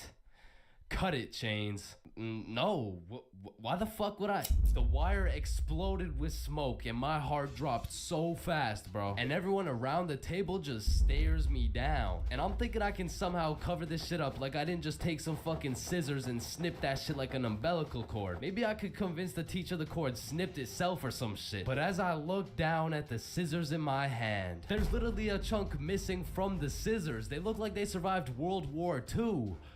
But barely. The scissors are all charred up and shit, and just like that, my plan of convincing her I didn't cut it went out the fucking window. You take one look at the cord, one look at the scissors, and one look at my dumbass face, and you could piece together exactly what happened. So my sewing teacher walks over looking pissed as hell, and she tells me to go sit in the corner. So I take my charred scissors and sit in the corner like I'm a 5-year-old, but to be fair, I made a 5-year-old decision like I was in grade 8. I was 14, bruh. What kind of 14-year-old cuts the cord to a sewing machine cause he felt like it? Like if my 14-year-old son did some shit like that, I would tell the kid I'm going to get some milk and I'm calling it quits. I would have to have another kid and try it all over again cause that kid is going nowhere in life, man. So as I'm sitting in the corner realizing I'm a disappointment, it was one of those moments where you fucked up so bad you don't even feel any emotions. I was just sitting there straight faced like, well, fuck me. It was really one of those moments where you just want to stop existing. So after the class ended, the teacher came over to me and she said, Chains, why the fuck did you cut the cord of the sewing machine? No, Miss Sewingson, you gotta hear me out. Okay, this better be good, Chains. The cord was looking mad juicy and the scissors just teleported into my hands. I don't even know. You did what? Mom, it was the intrusive thoughts that they told me to do. Oh, I'm about to intrude that ass. The fuck?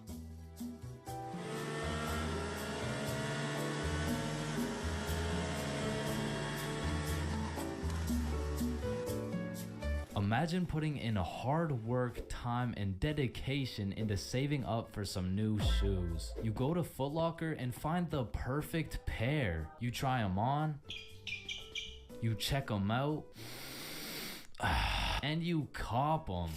And even though you spent your last $200 on these shoes, you're happy because you feel fresh as fuck and these J's might actually get you some bitches. But as you're leaving the mall, a gang of motherfuckers wearing shiesties take those J's right off your feet, leaving you shoeless, broke, depressed, and with absolutely zero bitches. Now personally, I wouldn't let that slide. However, when I was just a young wholesome boy in 7th grade, I still wouldn't have let that slide. but I was weak as shit, so it would have slid anyway. I mean, in 7th grade, I could have got my ass beat by Hezbollah, bruh. I was a walking lick, which is exactly why I got a story for y'all today. So as I said, this story takes place in 7th grade, where I was young, innocent, and built like a string bean, bro. So one Friday night, me, Bob, and Billy were going to this girl's house for the 3-man mission.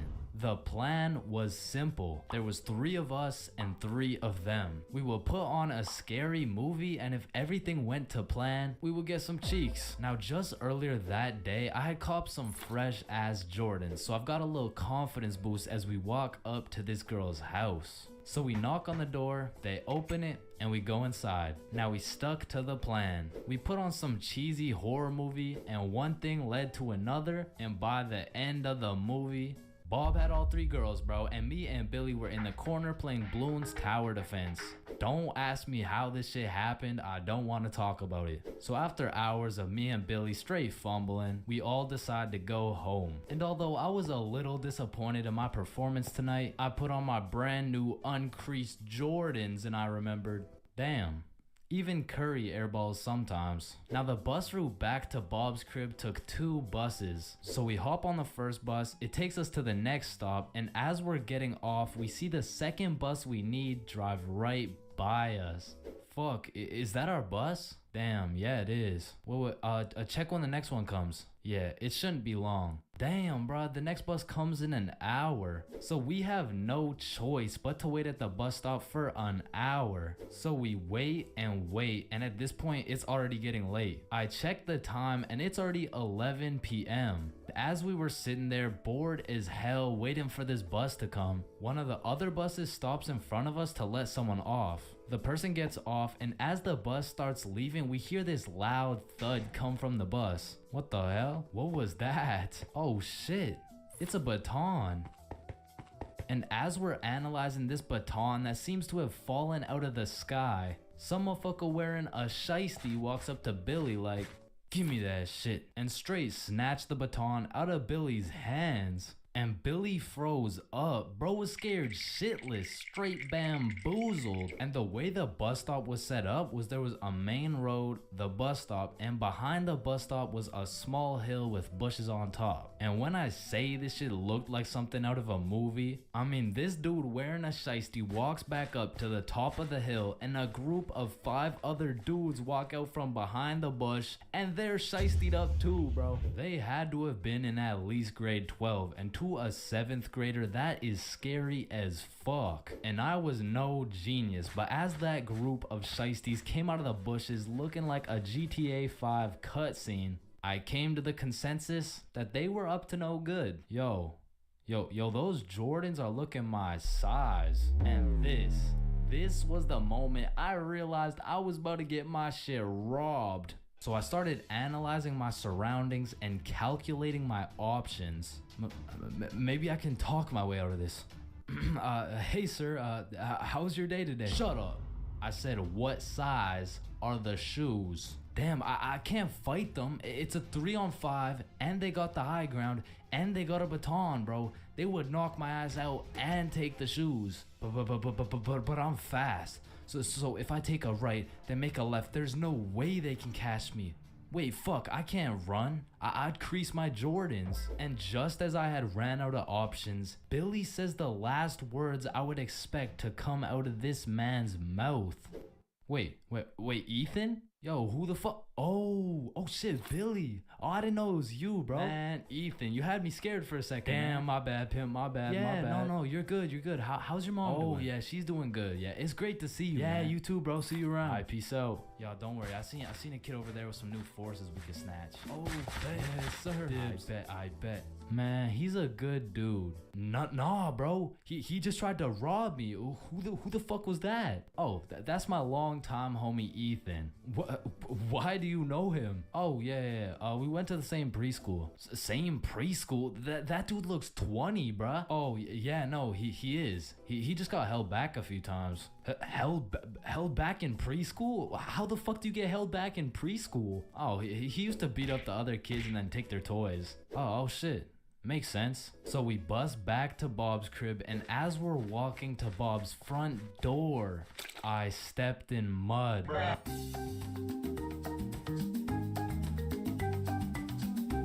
Getting zooted is a remarkable experience. However, the moment you step into a public setting, everything changes. I mean, being baked in public is the equivalent of trying to run track with clown shoes on. It's the equivalent of being an astronaut in the ocean. It's like bringing a sword to a gunfight. And trust me, I've been caught lacking, baked beyond belief on several occasions. That is, until I learned the art of pretending you're not zooted. So the first order of business is covering up that dank smell. Cause shit, you and I both know if you get caught reeking of that sweet, sweet smell of Mary Jane, your cover's blown. So take some Axe, some cologne, some goddamn Febreze, and just douse yourself. And just when you think you put too much, spray some more, bro. And although all this Axe is gonna have you smelling like a frat boy, it is crucial that we avoid the following scenario at all costs.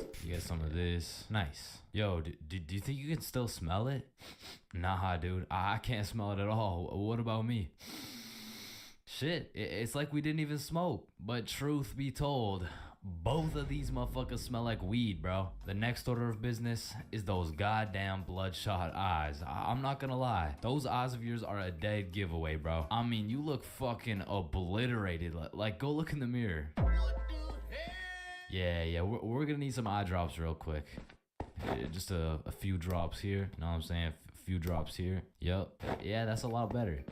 But you know what? For a little safety measure, throw these hoes on. Damn. Now you're looking sober and fresh as fuck, but how are you feeling? Your mouth's a little dry, huh? Well, I got just the thing for you. You see this? Yeah, shit's called water. It's gonna help you with that cotton mouth, and it'll keep you hydrated. Yeah, that's some good old H2O. Nice. Yeah, now go take a look in the mirror. Yeah, you're looking good. But before you go outside, we gotta go over some of the basic principles of pretending you're not faded. Number one is no rambling. Talking too much can be a slippery slope, which will ultimately compromise the mission. Yo, Chains, what time is it? It's 107. 107? Wait, bro, 107 isn't the time. How did the first person make the clock even know what time it was? What is this dude talking about? Did they just randomly decide and, you know, just start running with it? Hold up. Chains is baked as hell. No. And principle number 2, don't talk too little. Although talking too much can sell the mission, so can talking too little. Hi there, what can I get for you? Sir, what do you want? Hello, welcome to McDonald's. What the fuck do you want, bitch? Yeah, we got a customer who's on fucking Mars. And last, but of course not least, is the golden rule for pretending you're not zooted. Just say you're tired, bro. It's undefeated. It works like a fucking charm. It hasn't failed you yet. Failed him yet. Chains, have you been smoking the devil's lettuce? Nah, I'm just tired. Oh, okay. Hey, were you just smoking in the bathroom? Nah, I'm just really tired. Oh, okay, my fault. So you're telling me you've been found driving with a joint in your mouth, 3 ounces of weed, and you failed the drug test? Objection, Your Honor. My client here, he was tired. Innocent, he's proven innocent, he's good. So with all this being said, I think you're ready to go out. Well, where are you going anyways? What, you're going to your grandma's 89th birthday? Ah, shit. Good luck with that, man.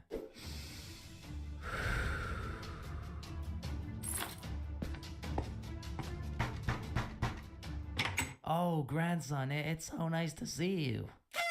High school bathrooms have to be one of the most unorthodox places in the entire world. Walking into the bathroom, you have absolutely no clue what to expect. And honestly, that's the best part. I remember one time I had walked into the bathroom, you know, to take a piss. And when I had opened the door, I was not surprised to see some motherfucker getting his head shaved bald. And these dudes were so casual about it too. Yo, what's up? What up? And you know, it's cool and all to be able to be entertained while you're trying to release your bodily fluids. But I mean, sometimes you just want some peace and quiet. Because you truly never know when something like this can happen to you. And that is precisely why I'm scared to ever shit in the school bathroom. And listen, my school bathroom has always been bad, but these TikTok trends that keep popping up made the bathroom situation so much worse. Yo, look at this TikTok. That's kind of funny. 1 week later. Damn, someone took the soap dispensers. Who snatched the blow dryers, bruh? Where the fuck did the urinals go? 1 hour later. For the ones who know safety isn't a catchphrase, it's a culture. And the ones who help make sure everyone makes it home safe. For the safety-minded who watch everyone's backs, Grainger offers supplies and solutions for every industry, as well as safety assessments and training to keep your facilities safe and your people safer. Call, click Grainger.com, or just stop by. Grainger, for the ones who get it done.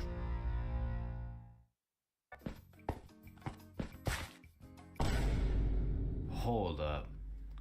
Who hit a lick on the bathroom? These TikToks had the school announcements like, Guys, I'm begging you, stop with the devious licks. if you see anyone hitting a devious lick in the bathroom, report it to the office immediately. And I'm not gonna lie, this trend was low-key pointless. Like, once you go home, the fuck are you gonna do with a broken blow dryer, bruh? But there was one TikTok bathroom trend that was fire. So, what is the square root of pi? Chains. Oh yeah, can I go to the bathroom? Be quick. Am I tripping or did I just hear?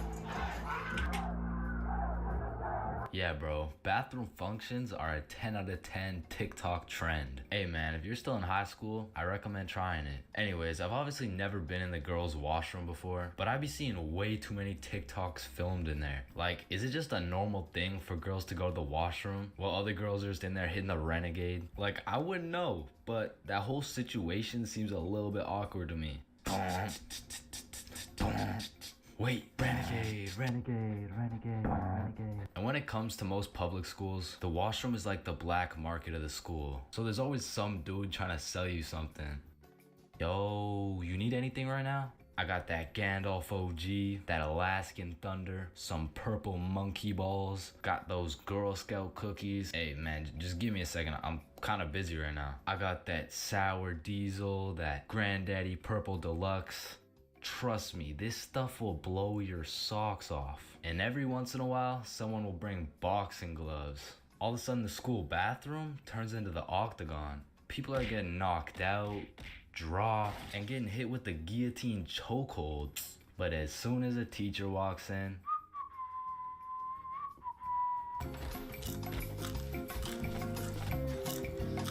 yo, Chains, I'll pay you $5 if you pull that fire alarm right there. Oh, Yo, run. Chains, do you know why I've called you into my office today? No. You see, that little stunt you pulled has led you to a 1-week suspension. God damn it. What does suspension mean? It means for the next week you are prohibited from coming to school. Fuck. What does prohibited mean? Chains, you can't come to school for the next week. Hold up, so you're telling me because I pulled the fire alarm, I don't have to go to school for a week? Yes, it's a suspension. You are... Man, I got a love-hate relationship when it comes to getting suspended from school. Like, on one hand, shit, you just don't have to go to school. But on the other hand... Suspended? Oh, I'm about to suspend that ass. Ah, fuck. Ow. Shit. Alright, I don't recommend getting suspended. That shit is not worth it. But how do I know? This story dates way back to grade 7. It was a cold winter day at Stickman Middle School. In fact, it was freezing cold, and this gave Billy a great idea. Yo, the pond behind the school is frozen. Let's go fuck around on it. Oh, I'm down. Okay, bet. So after school, we got a group of 5 homies, and we headed over to the frozen pond. Now, to paint the picture, behind Stickman Middle School was Stickman Elementary School, and behind Stickman Elementary School was this frozen pond, meaning we had to walk through Stickman Elementary School to get to this pond. But nonetheless, we walk up to the pond and instantly I see this big red sign that says, "Hazard, do not step on ice." Guys, the sign says do not step on ice. Man, fuck the sign. Watch this.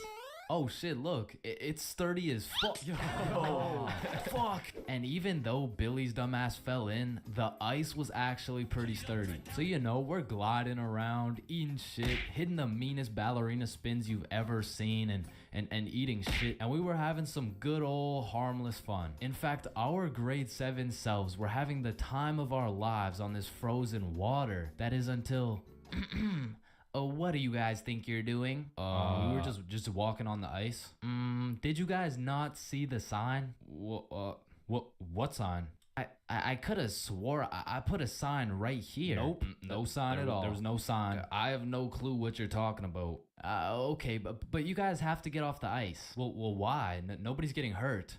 Yeah, we're safe. Okay, it's your choice. You're gonna regret this. So we continued with our ice skating antics for approximately 10 more minutes. Until the same lady came back up to the pond, but this time she was equipped with a Sony Alpha A7 mirrorless digital camera with the extendo lens. In other words, she was quite literally about to catch us in 4K. But at least she doesn't know what school we go to. Hey, what school do you guys go to? Not Stickman Middle School. Absolutely not. No, definitely not. Fuck, she knows. We had to think quick. How are we gonna smoothly get out of this situation without getting in trouble? So we called a boys emergency meeting. We huddled up and discussed our best plans to get out of this situation. And after combining all of our genius grade 7 brains, we made the ultimate plan. If we started mooning the camera, it would then be illegal for her to take pictures of our middle school cheeks.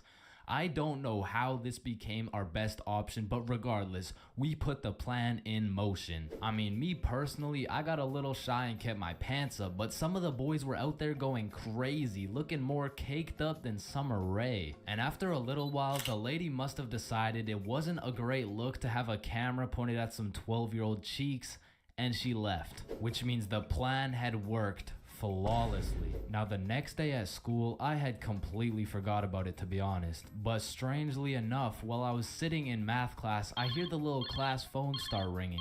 Hello? Oh yes, he's here. Oh, okay. Yeah, I'll send him your way. Thank you. Chains, Mr. Principal wants to talk to you. And at this point, I should have picked up on why I was being called to the office, but I had complete faith in our foolproof plan of mooning this stranger that the thought of being in trouble didn't even cross my mind. That was until I walked into the office to see every single one of the boys sitting in Mr. Principal's office. But mama didn't raise a snitch, so we started capping our asses off. So, what did you guys do after school yesterday? Nothing. I played Fortnite. I was doing the homework. Don't play stupid with me. I got a call from Mrs. Principal over at Stickman Elementary. So tell me, what were you doing on the pond yesterday? I wasn't there. It wasn't us. I don't know what you're talking about. I don't even know what a pond is. I see. Well, I've got evidence. And as he shows us this undeniable evidence, you can see this dude Billy's cheeks in the corner of one of the pictures. So I slowly look over at Billy, and he looks over at me.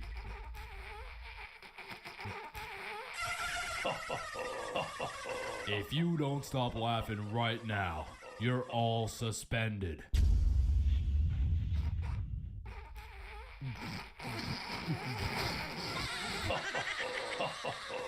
That's it. You're all suspended. And as I explained the situation to my mom, let's just say Mama Chains was not happy.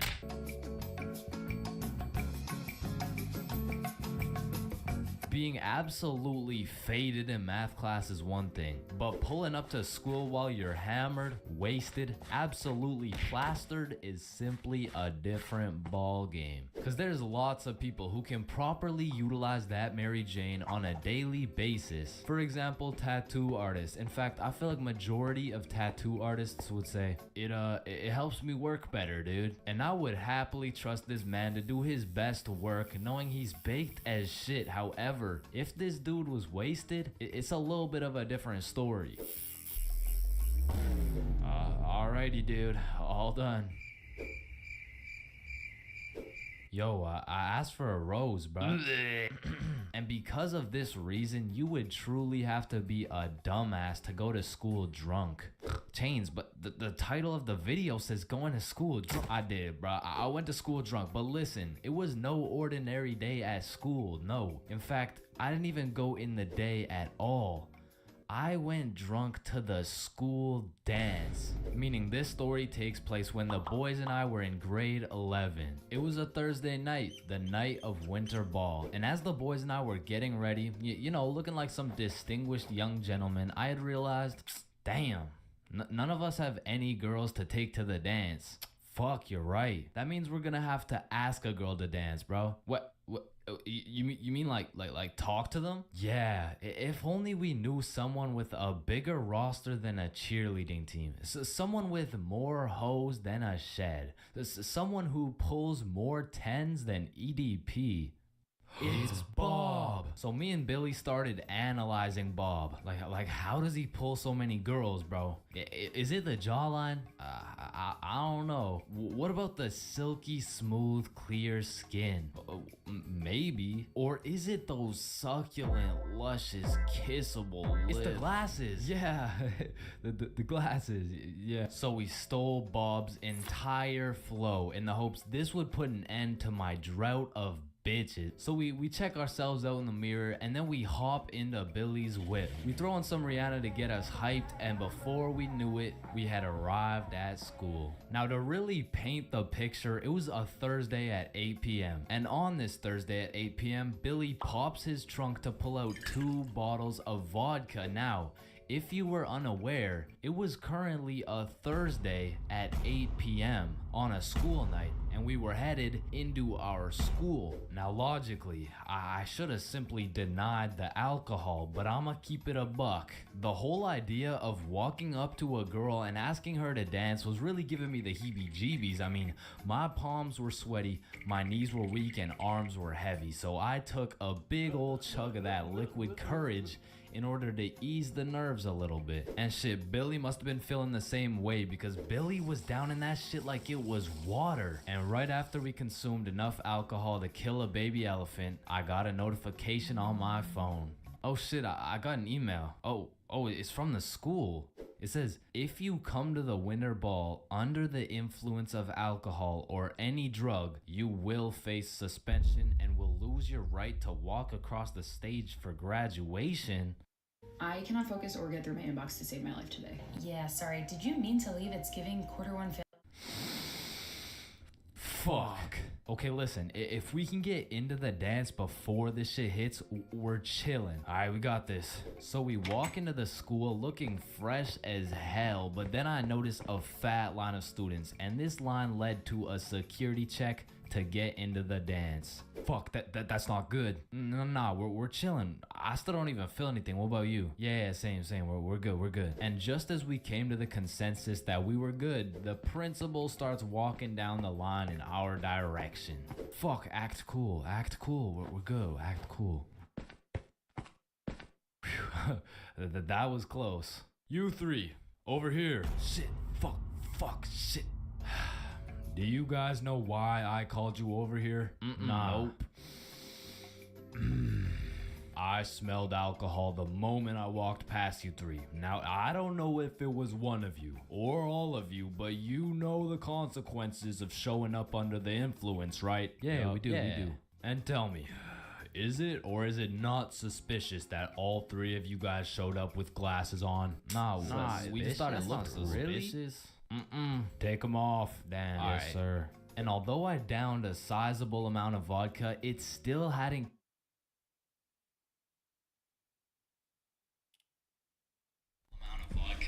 Chat. I'm sorry I had to leave you guys for like a while. This live hasn't even been my life for a while. But like we're back.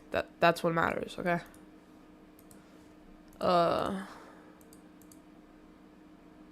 Yeah. Alright, we fixed everything up.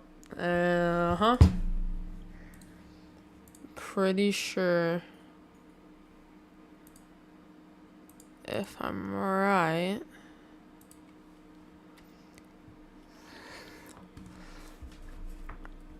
I think I'm right, but it should show the chat on my screen.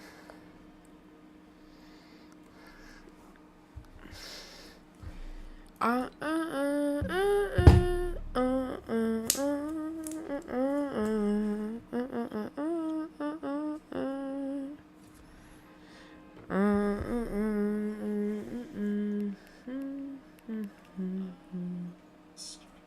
promise, I'm not gonna lie to you on God.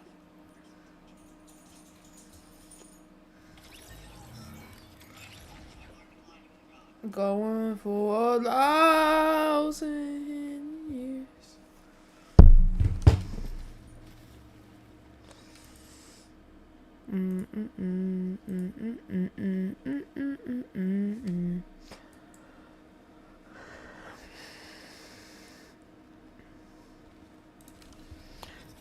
Let's see if this works.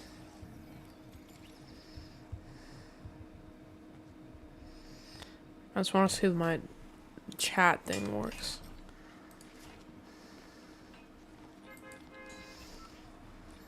Okay, bet. Yes, sir.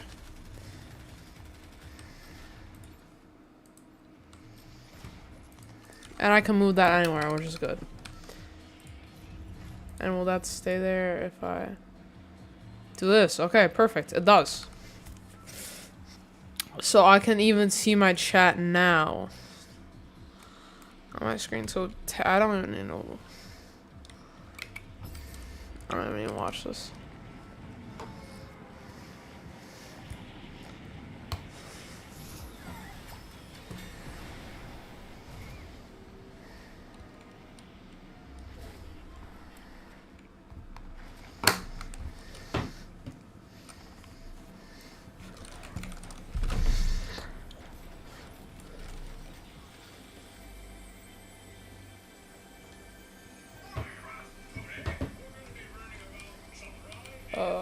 Come on, routine.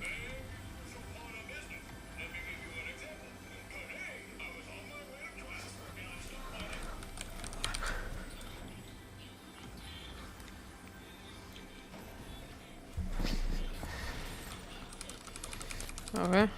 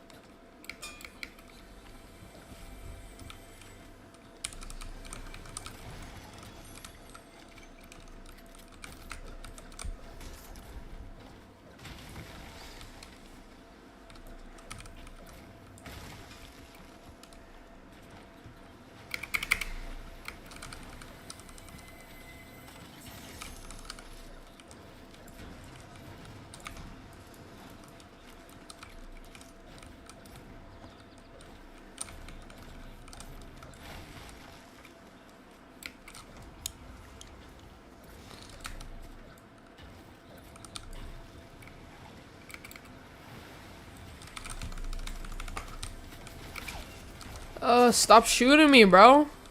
Damn. Yo, this kid needs to chill.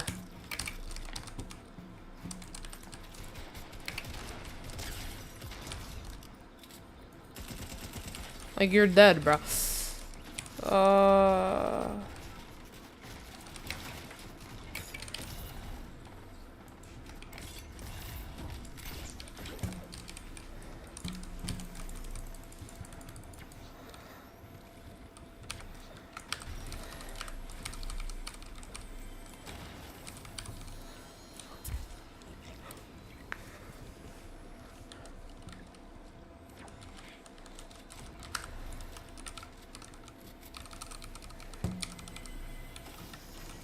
Alright, bet.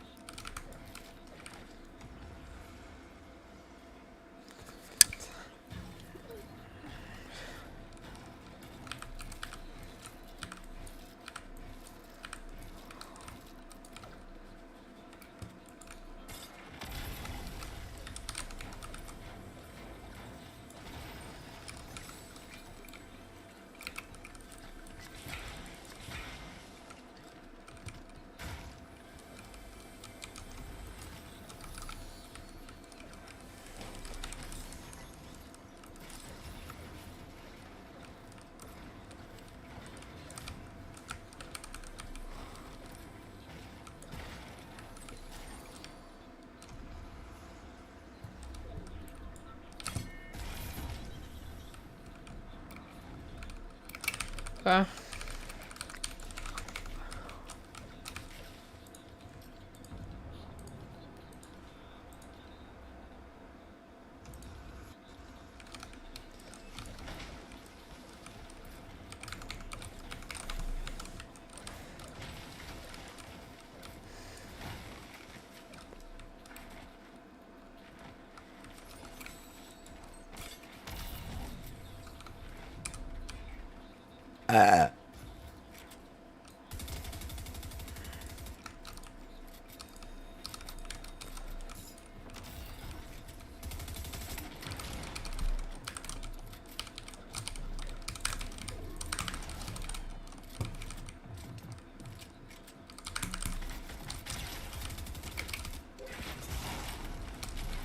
No way. No way. No, I don't even want to look at the screen. Get me out of this game, bro. No, no way, bro. No way, bro. Get me out of the screen, bro. That's insane, bro. That's insane, bro. Nah, that's insane, bro.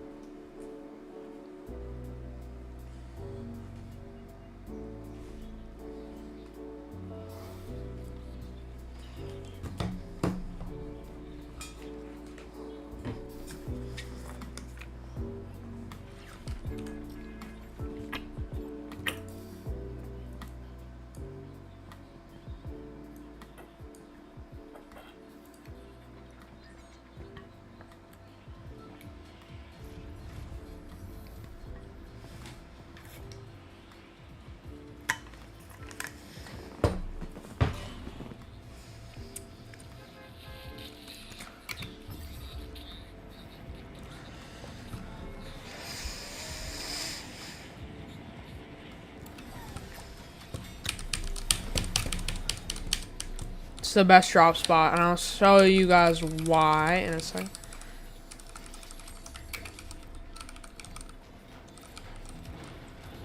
Shock.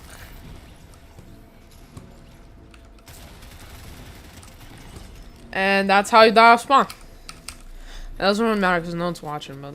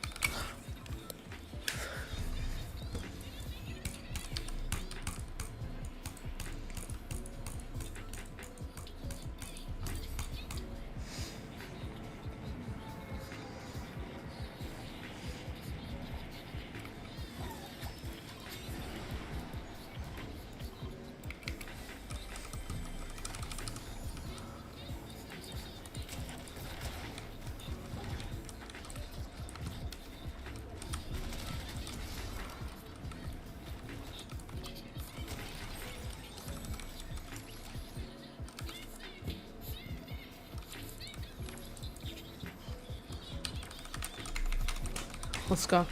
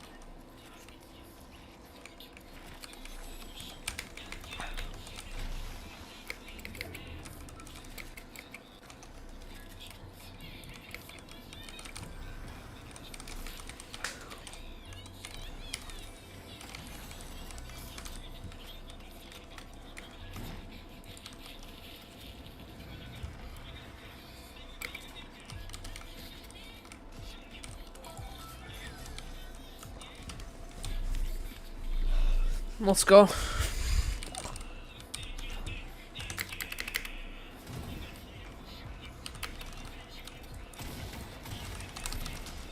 Alright, you're dead.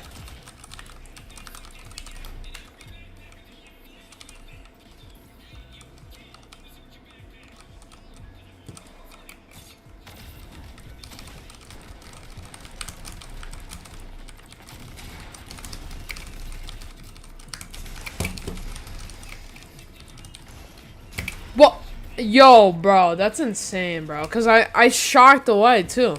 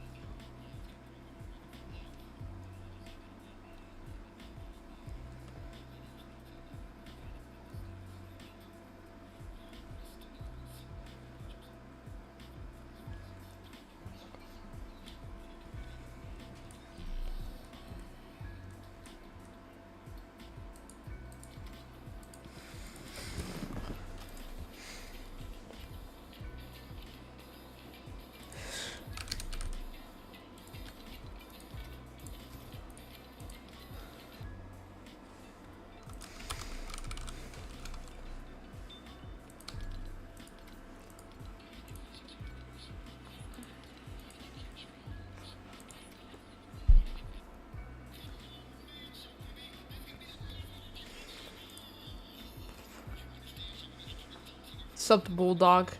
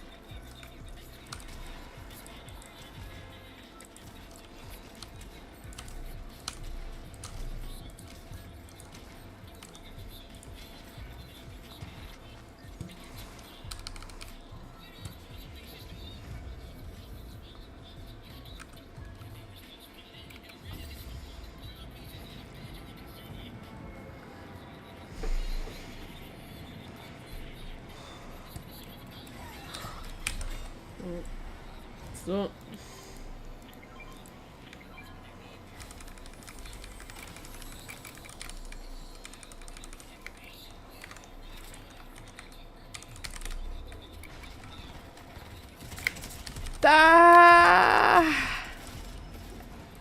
Alright, let's do it. Proceeds to die in seconds. Like, bro, how am I getting cooked, bro?